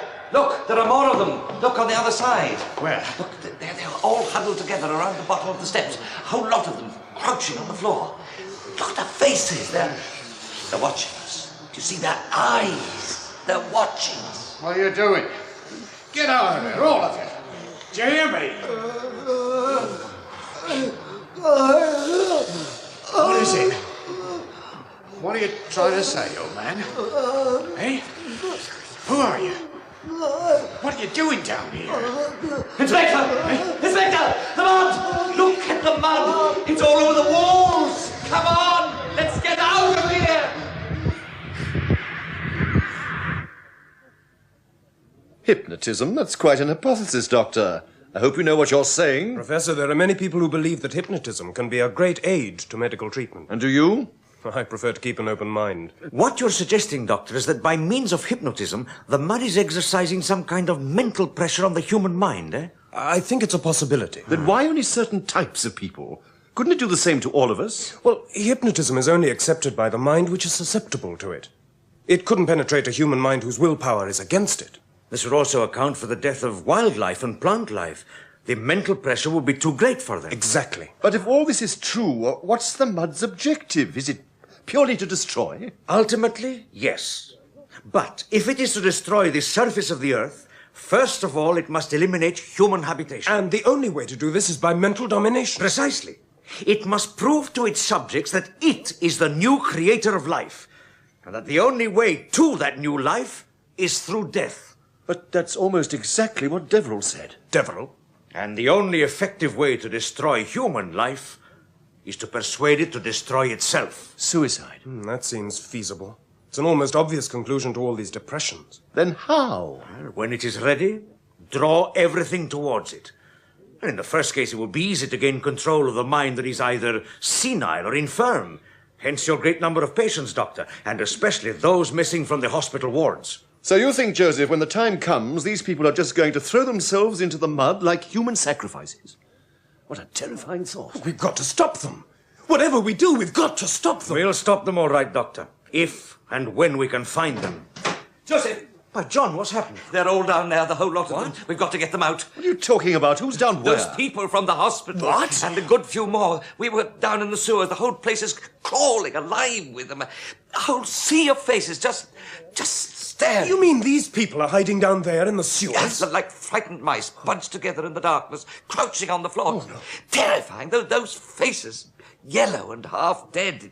We must get them out immediately. It's impossible. They're trapped. Trapped? Yes, there's mud streaming down the walls. I don't know where it's coming from. They're completely cut off. The inspector and I had to run for our lives. But, John, it's daytime. The mud is solid now. Surely it's no danger. Go and look for yourself how safe it is. I tell you, that stuff down there's alive. We dare not go near it. Joseph, do you realize what this means? They're being collected together down there. The whole lot of them. Yes, Robert. They're being collected. Now all they have to do is wait. Hugh? Hugh, can you hear me? I'm going now. The men will be here in a few minutes. I've collected together as many things as I can. Hugh, did you hear? I said I'm going. Yes, I heard you. I sent Maggie away. I told her that whatever happened, I wouldn't go without you. That was the right thing to do, wasn't it, darling? Why are you standing in the doorway? Are you so scared of me? Of course not. Why should I be scared of you? You're my husband. Well, close it then. Go on. Close the door. Yes, Hugh. Now, come over here, my dear. Hugh, darling, we haven't the time. I've told you the men will be here at any moment. Why don't you put on your coat and let's go? Over here. It's getting dark outside, darling. We shan't be able to see anything. There's no electricity. What's wrong with the dark? Don't you find it relaxing? Please, darling. Now sit here, other side of me. There, that's better. Your hands are so warm. Yours are freezing. So beautifully smooth. Then you're a very beautiful woman, Anna. You always were. I'm sorry about Maggie, darling. I didn't know she was going to do that. I didn't know she was going to open those curtains. Really, I didn't. I know you prefer the dark. You know what my father used to do when I was a child, if ever I displeased him just once. He'd lock me in the cellar, in the darkness. Small child, all alone, master of his own little world. It was a very strange feeling. Sometimes I could sense the spiders crawling down the walls. I couldn't see them, but I knew they were there all right. Please, darling. I remember I used to sit on my stool in the darkness, and suddenly I would feel this thing crawling slowly up my bare leg, but I wouldn't move, not an inch. I would sit there for as long as I could without taking any notice of it. Then it would stop still on my leg. You could almost hear the two of us in the darkness trying to decide what to do next. The spider always went, and I was always the winner. I suppose it was a sort of game. Maybe that's why I'm not scared of the dark. Hugh, let's go. Stay with me. No, I told you. Stay. Hugh! Please Please let me go. You're hurting me. I can't see you anymore, but at least like this we're equal. Don't struggle, my dear. You and I were meant to stay together. We should never be apart. You're hurting me. This is your chance to prove to me that these years haven't all been wasted. Our chance, Anna, to go hand in hand into a new creation. You and me, Anna. You and me.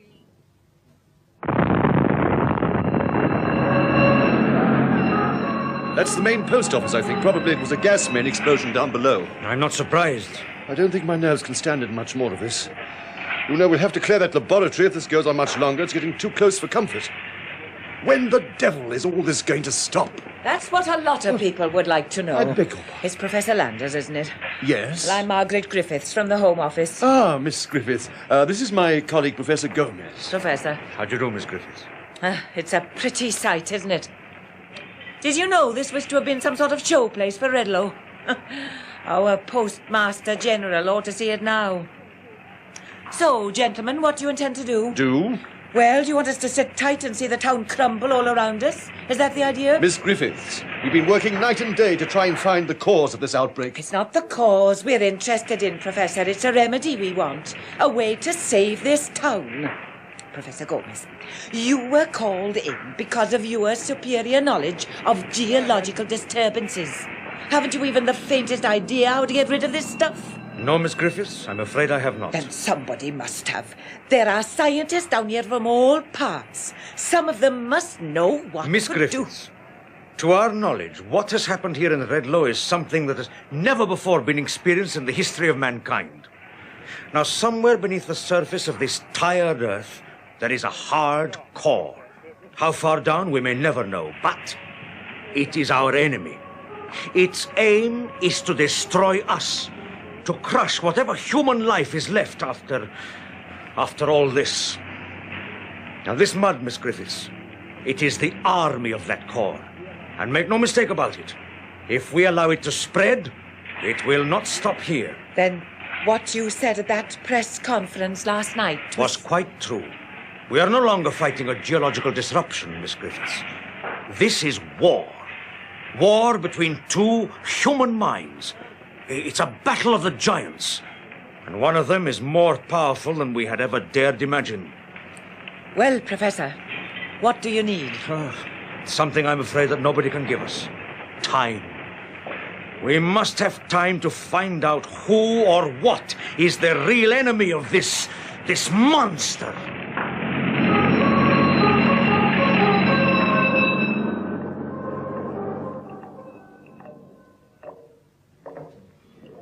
I'm sorry, Doctor, but I think this is a pretty harebrained idea of yours. These sewers are absolutely full of mud. For heaven's sake, let's turn back. It's too dangerous. I can't.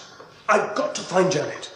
Look, what sort of a person do you think I'd be if I just went off and left her to die down here? All right, but I'm going no further than the end of this block. The first alley where we saw them is just on the left. Now, keep your back to the wall, and whatever you do, don't move without me. It's so blinding dark down here, you can't see it. Stop! What is it? Shh. There's someone there. I can hear the breathing. Yes. Look there, right ahead. It's a girl. Janet! Come back, you fool! Janet! You want to get yourself killed! Give me the torch, I tell you, it is her! Doctor! Janet! Doctor, come back! Janet! Doctor, there's a mud bank just in front of her! Doctor! Mrs. Deverill, I came as soon as I got your message. Now, what has happened? Hugh tried to kill me. What? He made me go in and sit beside him in the dark. It was terrible. He was like a maniac. Where is he now? I don't know. Still in the drawing room, I think. It was a miracle how I managed to get away from him. All I could do was to run out of the house as fast as I could. There was a soldier on duty at the end of the road, and I told him to find you. The terrible noises coming from that room. So the whole place were being torn to pieces. You wait here. No, Joseph, you mustn't know. He'll kill you. Now, give me the oil lamp. Right. Now, keep back. Mr. Deverill? Mr. Deverill? Are you in there? All right, Mrs. Deverill, you can come in. He's not here. That's strange. I didn't hear him go. Joseph, look at the room. What's he done? Look, is there another way out? The door in the corner. It leads straight out into the garden. Curtains, they're torn to shreds. And the furniture. No, I can't see anything. He must have gone. Now, look, Mrs. Deverill, you must leave here immediately. He just sat here in the darkness. I couldn't see him, but I knew his eyes were watching me all the time. When his hand touched me, it was cold, like ice. What made him try to kill you? I don't know. It all happened so quickly. He grabbed hold of my throat and started to squeeze. I felt the life draining out of me. Oh, he must hate me very much. No. What you see in your husband now is a puppet. He's no longer able to think for himself. He's so alone. I think most of all, that's the thing I can't bear. We shall get him back, Mrs. Deverill. Him and all those other people. We must. Janet, look at me, darling. Don't you know me? For heaven's sake, ma'am, don't take another step. The mud's active, waiting for you to move in. Janet, please. She's a prisoner. Look at her face, her eyes. She doesn't even know me. She can't hear you, ma'am. She's only allowed to obey one voice. It's a trick to get you over there. Now, whatever you do, I've got to get her back. I just can't leave her down here like this. Look, she's under command. She doesn't know you, doesn't want to. Look, once you try to make contact, that stuff is going to go for both her and us. Janet, listen to me, darling. I'm going to take you away from here, out of this place. Now, if you keep perfectly still, I can just lift you across. No, Doctor, no. Janet, listen to me. To me! Now, give me your hand. Don't be a fool, man. Please, Janet. Please. That's it, darling. That's it. Now, just a little bit further. Go on, you can do it. Don't do it, Doctor. There's a pressure. Can't you feel it in your head? There's a pressure. Fingertips are almost touching. I've got you, darling. I've almost got you. It's moving, Doctor. Don't touch her. The mud's moving towards us. Janet! No, Janet, don't leave me! Janet! Please!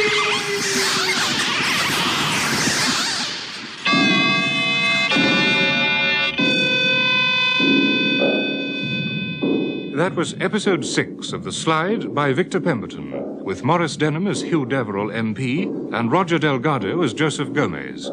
The part of Professor Landers was played by Rolf Lefevre, Dr. Ken Richards by David Spenser, Anna Deverill by Marion Mathie, and Professor Lippert by Alan McClelland. Inspector Baxter, Geoffrey Matthews, Sergeant Johnson, Wilfred Babbage, Margaret Griffiths, MP, Joan Matheson, RAF Corporal Anthony Hall, Mrs. Luke Noel Hood. Other parts were played by members of the BBC Drama Repertory Company. The special sound was by the BBC Radiophonic Workshop, and the recorded production was by John Tiedemann.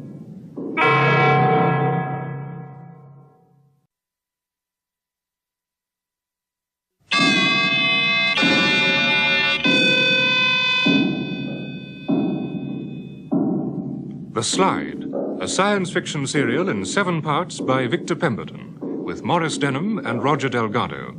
The Slide, Episode 7, Out of the Darkness.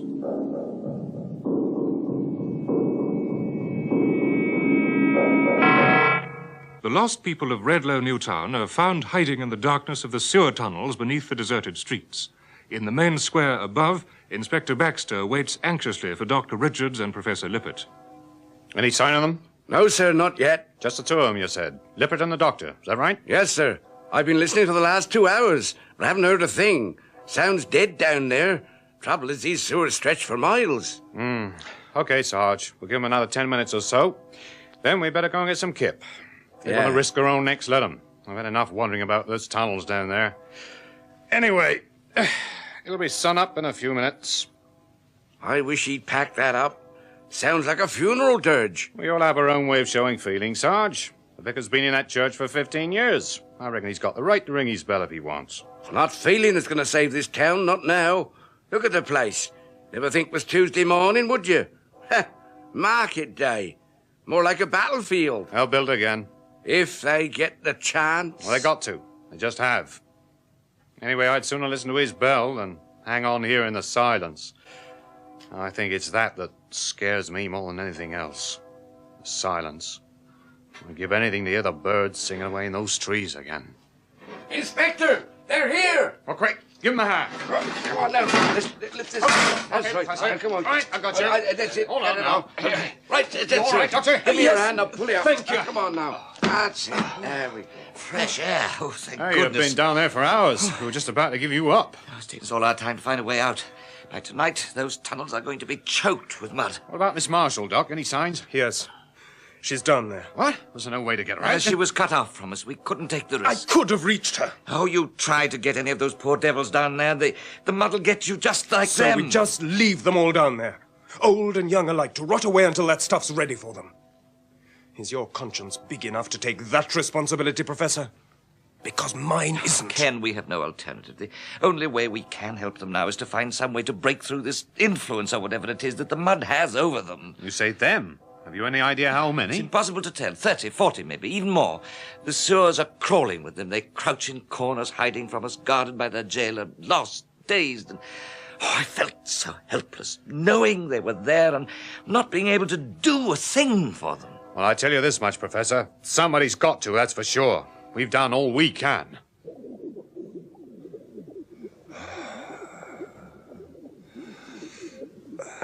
Robert? Robert, wake up. I'm sorry, old boy. Must have dropped off for a few minutes. An hour and a half to be exact. It's 7:30. Oh, is it really? Oh, well, when you get to my age, you need your rest. Any luck yet? No, the mud sample in the tank's been on the move most of the night. The only interesting thing that seems to have happened is the rock salt particles have disappeared from the side of the tank, you see? Yes. Look at the wretched stuff. It's much bigger than it was last night. At least 3 or 4 times, I'd say.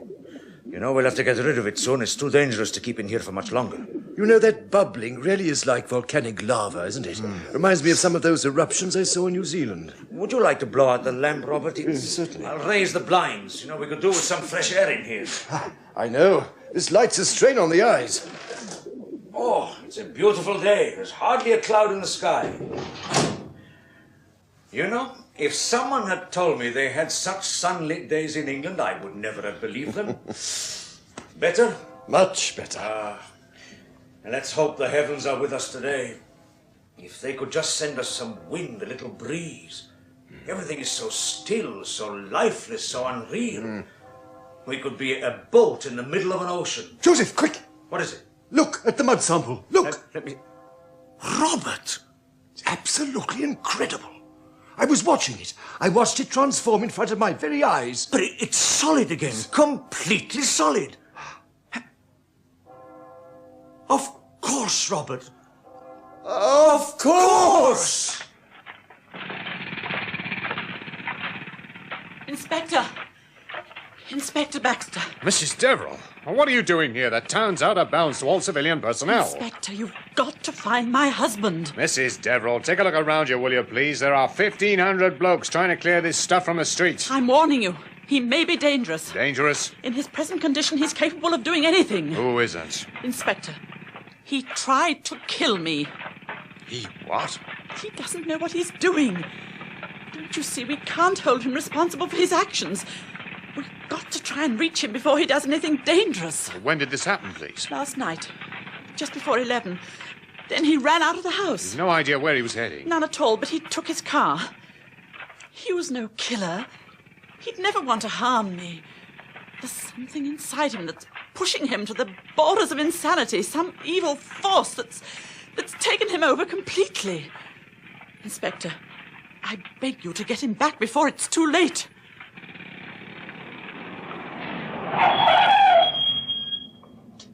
Oh, I'm sorry, sir. You'll have to turn round. A road's blocked from now on. Get that thing out of my way. I'm going into Redlow. I'm very sorry, sir. The town's out of bounds to all civilian personnel until further notice. If you want permission to... Oh, what's the matter with you? What are you looking at? Your face, sir. You all right? I am perfectly all right now. Will you get out of my way? Well, he's scratched, sir. You're bleeding. Let me get you to a doctor. I don't need a doctor. I don't need anyone. I've got to get into that town, and I've got to get in quickly. They need me. Don't you understand that? They need me. Turn your car round, please, sir. Damn it, man. Don't you know who I am? No, sir, I do not. My orders is that no one passes this barrier without permission from my commanding officer. It's not my business to know who you are, sir, so you'll be saving yourself a lot of time and trouble if you just turn right round and go back where you come from. And if you take my tip, sir, you see a doctor as soon as you can, and them scratches look as though they need it. Hey, what the heck are you doing? Now, are you going to get out of my way? Put that gun down. Are you mad or something?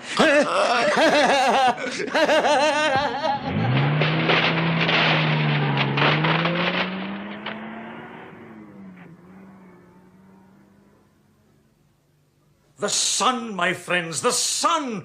Don't you see, the answer has been up there in the sky all the time. At last we know the real enemy of the mud. So what you're saying, Professor, is that during daylight, the mud is forming some sort of hard crust to protect itself from the heat of the sun? No, Miss Griffiths, not the heat. That's where we've been following the wrong course. The reason our own generated heat test failed. Here, let me show you what I mean on the blackboard. The light, the rays of the sun itself. Oh, yes, but what does it all mean? It means that somewhere in the solar system there's a filament of light capable of penetrating the mud's pores. Yes, but only when those pores are open, when they are breathing. And that's during the night. Precisely. That's the only time it is safe to shed its protective crust.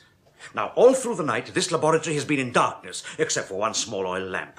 We watched the organic movement in this small mud sample multiply beyond recognition. But immediately I came over to this window and raised the blinds, that organic life came to a halt in front of our very eyes.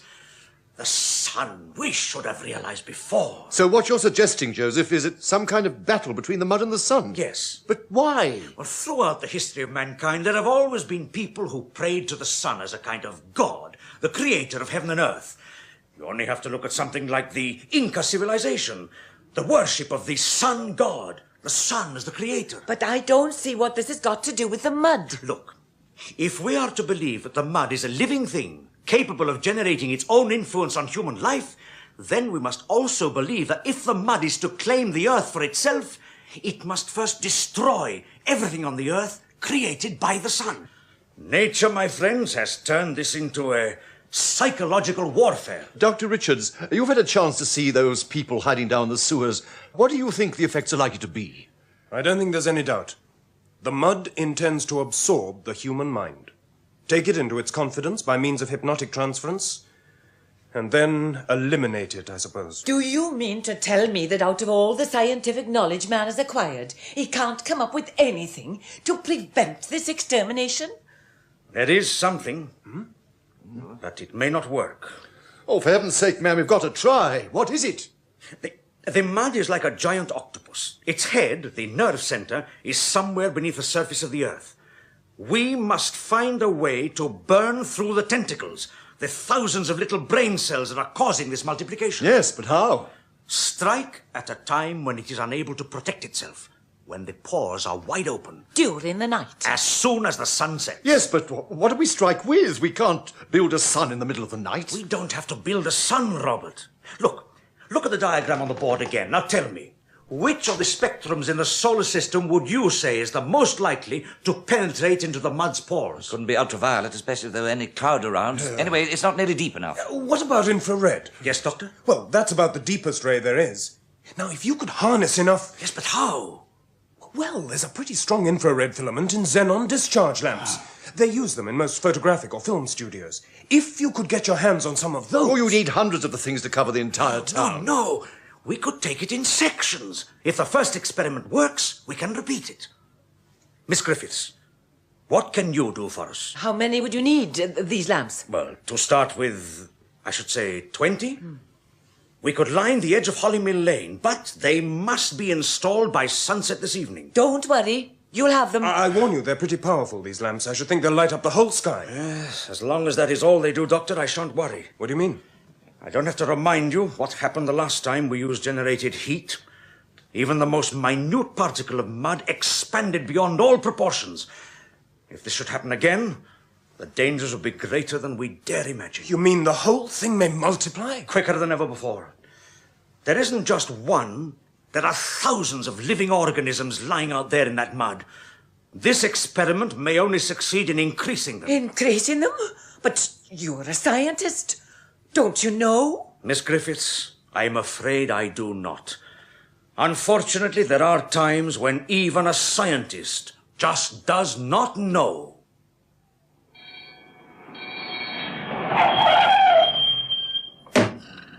How is he? Not so good. Anyway, we've got a description. Deverill? Yes, it's him all right. His car smashed through that barrier like a bulldozer. I reckon you were right after all. He's trying to make it to those sewers. It's all right now, Corporal, old son. You just lie still. You're going to be all right. You have to get him before he gets there. He's going to them. Who's he going to, son? Who? He's going to them. Try and remember who it was. His face. His face. Better get him to hospital. He's lost quite a lot of blood. What was this he said about Deverill's face? Scratch marks all over. And there were some dead birds and things on the back seat of his car. We'll put out a general alarm to pick up Deverill, dead or alive. Dead or... Inspector, we can't do that. We don't have the authority to shoot to kill. You know that. Dead or alive, Sergeant, and that's an order. Murder. It's cold-blooded murder to fire at innocent people like that. They are not firing at them. They are firing above their heads to keep them away from those sewers. Once they got down there, we'd never see them again. But they're wandering around like lost souls. Can't somebody do something? Get them out. The only thing we can do is to keep them away from the mud. In their present state of hypnotic influence, if we try to touch one of them, there's no knowing what the shock might do. We dare not take the risk. It's all like a bad dream. You know, you're not helping yourself or anyone by staying here, Mrs. Deverill. They'll do that to him, won't they? Shoot him down. That's nonsense, and you know it. Nobody's going to shoot your husband. It's our help he needs. Oh, it's all right. It won't make any difference to me. In fact, after seeing him the way he was last night, maybe it would be a good thing. I don't believe you. Don't you? I don't believe you really hate him as much as you pretend. You can't shut him out of your life as easily as that. You can't shut out the world. I don't need you to tell me that, Professor. But for one moment, early this morning, I thought I had. I was up there on the hill overlooking the town. Oh, I know everything seemed to look exactly the same, even though I knew it wasn't. But there was a moment, one brief moment, when the world became a blur. It didn't exist anymore. People, places, things. And I was happy, very happy, alone in a vast wilderness. But soon I focused again and found it quite a shock to see I wasn't alone after all. The world was still there, but I wish it wasn't. Joseph! The RAF are sending in 3 lorries from Maidstone. They're coming through now. With the equipment? Enough lamps to cover the whole of Holly Mill Lane. The electricians say they must have at least 45 minutes to synchronize the entire circuit from Maidstone. Now, what time is it now? Exactly 5:30. The sun goes down at 6:38. Can we make it? 68 minutes. Gentlemen, those lamps go on at sunset, or the battle is lost.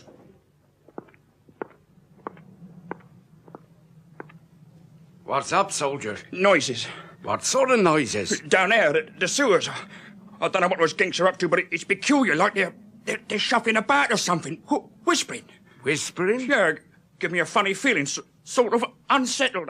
I had to put the lid back on. Teach you to be nosy? Well, it's not my idea of fun, Sarge, I can tell you. Sitting here alone in a back street, God in a hole in the middle of the road, waiting for something to happen. Nothing's going to happen, at least not for another quarter of an hour or so.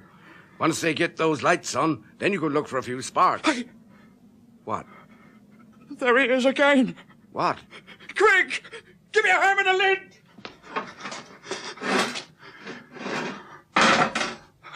Now, listen. For heaven's sake, get someone! Please!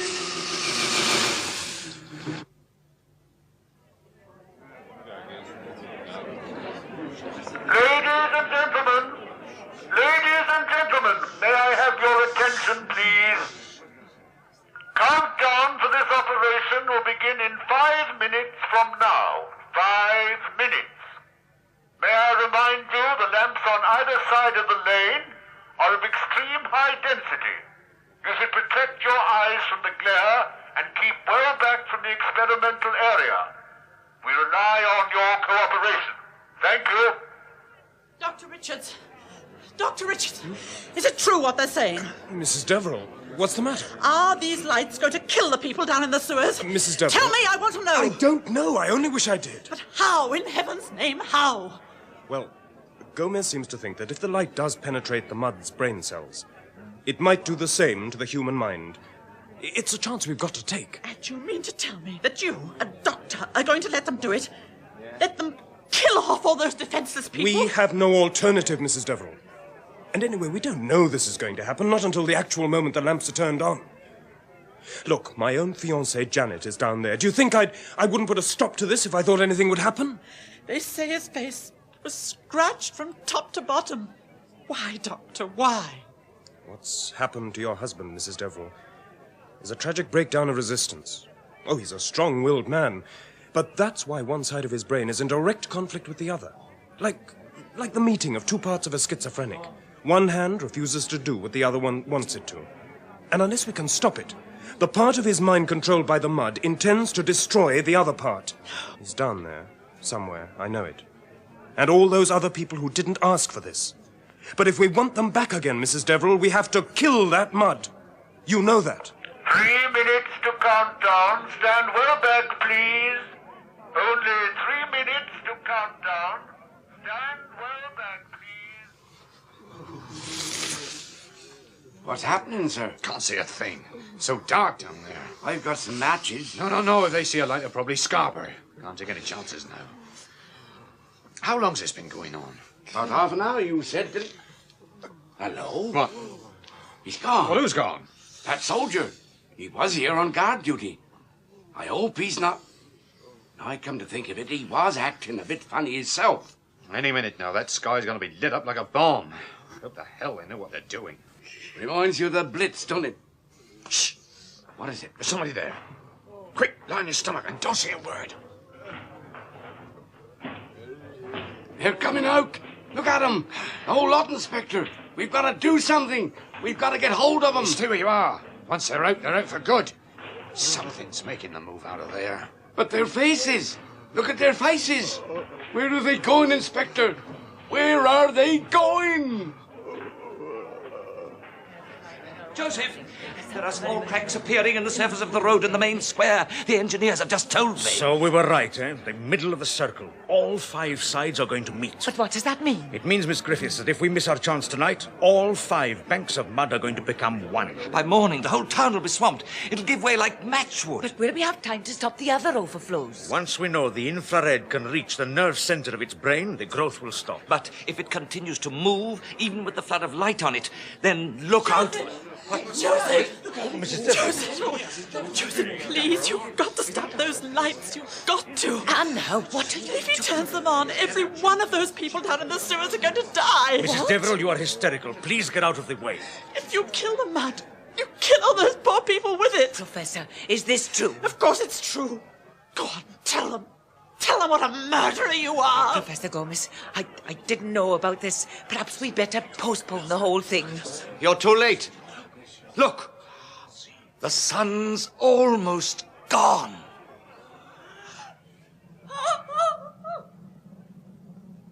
And now, all faces, all thoughts are one, as we turn our eyes towards that great ball of fire slipping majestically behind the hillside above us. The moment is near. Figures turn to silhouettes as the deep red glow becomes twilight. The sun is gone. And now, the silence. Wait a minute! Something's happening out there! Yes, to the right of your picture, ladies and gentlemen. Someone has run out! He's in the middle of the mud overflow! Oh, that damn fool Deverill, what's he doing out there? Deverill, the mud is going to change any moment. Get out of there!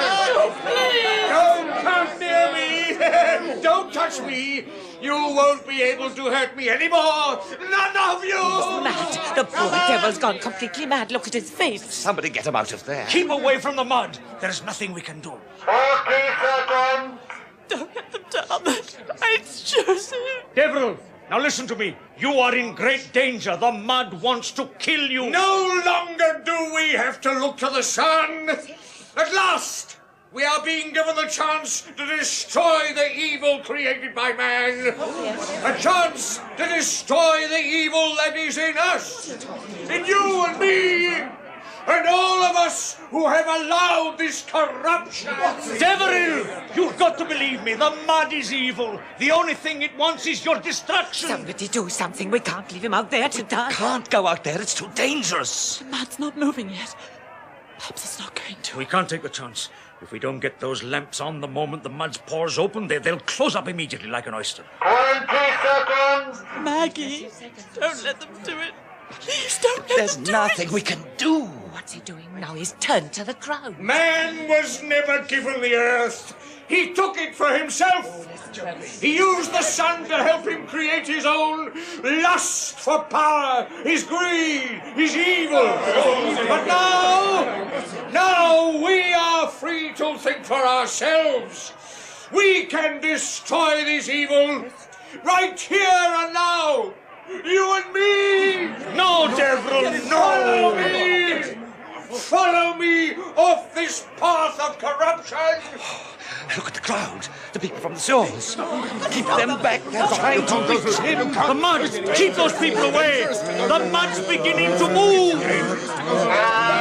Keep back! Keep back!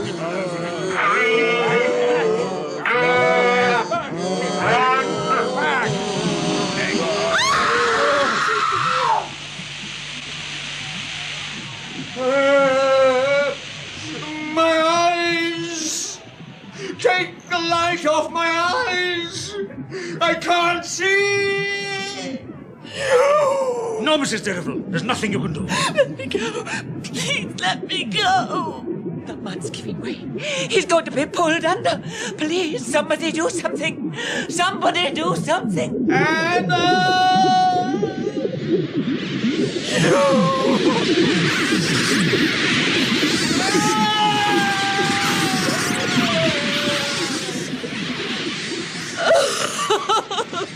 Don't look, my dear.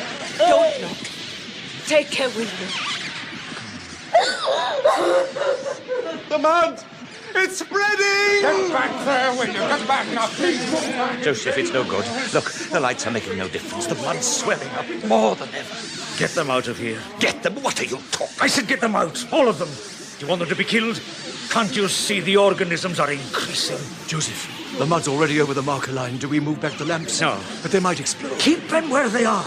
We'll keep the power running as long as we can. Get a party of men down here. For the time being, we can divert the flow. It's happening, isn't it? The light really is multiplying the mud's organisms. Unless we can block the flow, there's no doubt that within 2 or 3 hours they're going to meet right in the center of the town. And for heaven's sake, why doesn't somebody turn off those lamps? No! Joseph, look! Something's happening! What's that red glow at the other end? Don't you see? It's burning. The whole lot's catching fire all the way along. Look at the marker line. The mud's shriveling out. Oh, it's horrible. Horrible. It's not horrible. It's not horrible, Miss Griffith. It's wonderful. The most wonderful thing I've ever seen.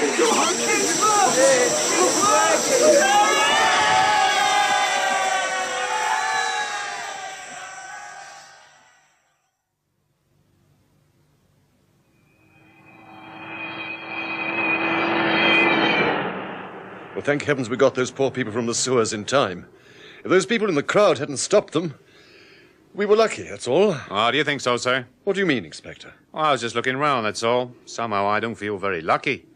It's funny, isn't it? When you think what difference a few days can make to your life. Oh, I've no doubt once they've got rid of the rest of the mud, they'll soon put this town together again.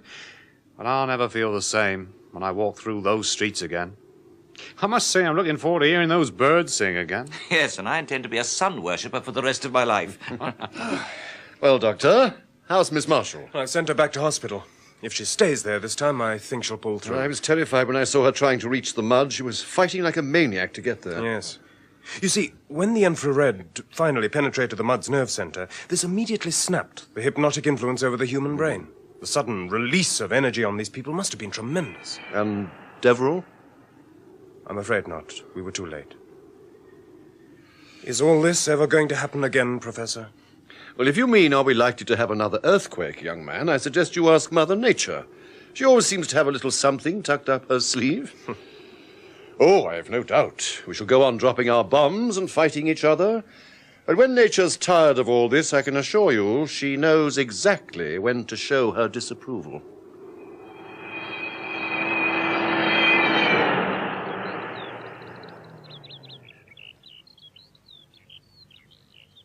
You are going home, Mrs. Deverill? Home? What home? I had hoped it would never be like this. I would have done anything to prevent it. That last moment, when he stumbled and fell. He looked so lost, so old, unreal. There was a moment when I thought he recognized me. I remember Hugh, when he had a warm sense of humor, he could laugh louder than anyone. I never wanted him to die. There was so much I wanted to say. We have nothing to say, Joseph. Not now. Not anymore. Goodbye. Goodbye, Anna. Joseph, they've moved the lamps over the other side of the town. They'll have most of it clear by morning. Well, don't look so gloomy. We've won a battle, you know. Have we? Well, haven't we? I wonder. Maybe it's just the beginning. Oh, come off it, old boy. I've had quite enough for 1 week, thanks all the same. We have stopped the mud, haven't we? Oh, the mud? Yes, I think so. Well, then. Robert, my friend, we have won a battle, yes. We have managed this time to face something that man has always feared, the unknown. But for how long, I wonder? You remember what Deverill said about man's insatiable lust for domination? Well, maybe he was right. Maybe one day either we or nature are going to unleash something that we know nothing about, whether it is in the seas, in the atmosphere, or in the bowels of the earth. And the next time, what will we do? What will we do the next time?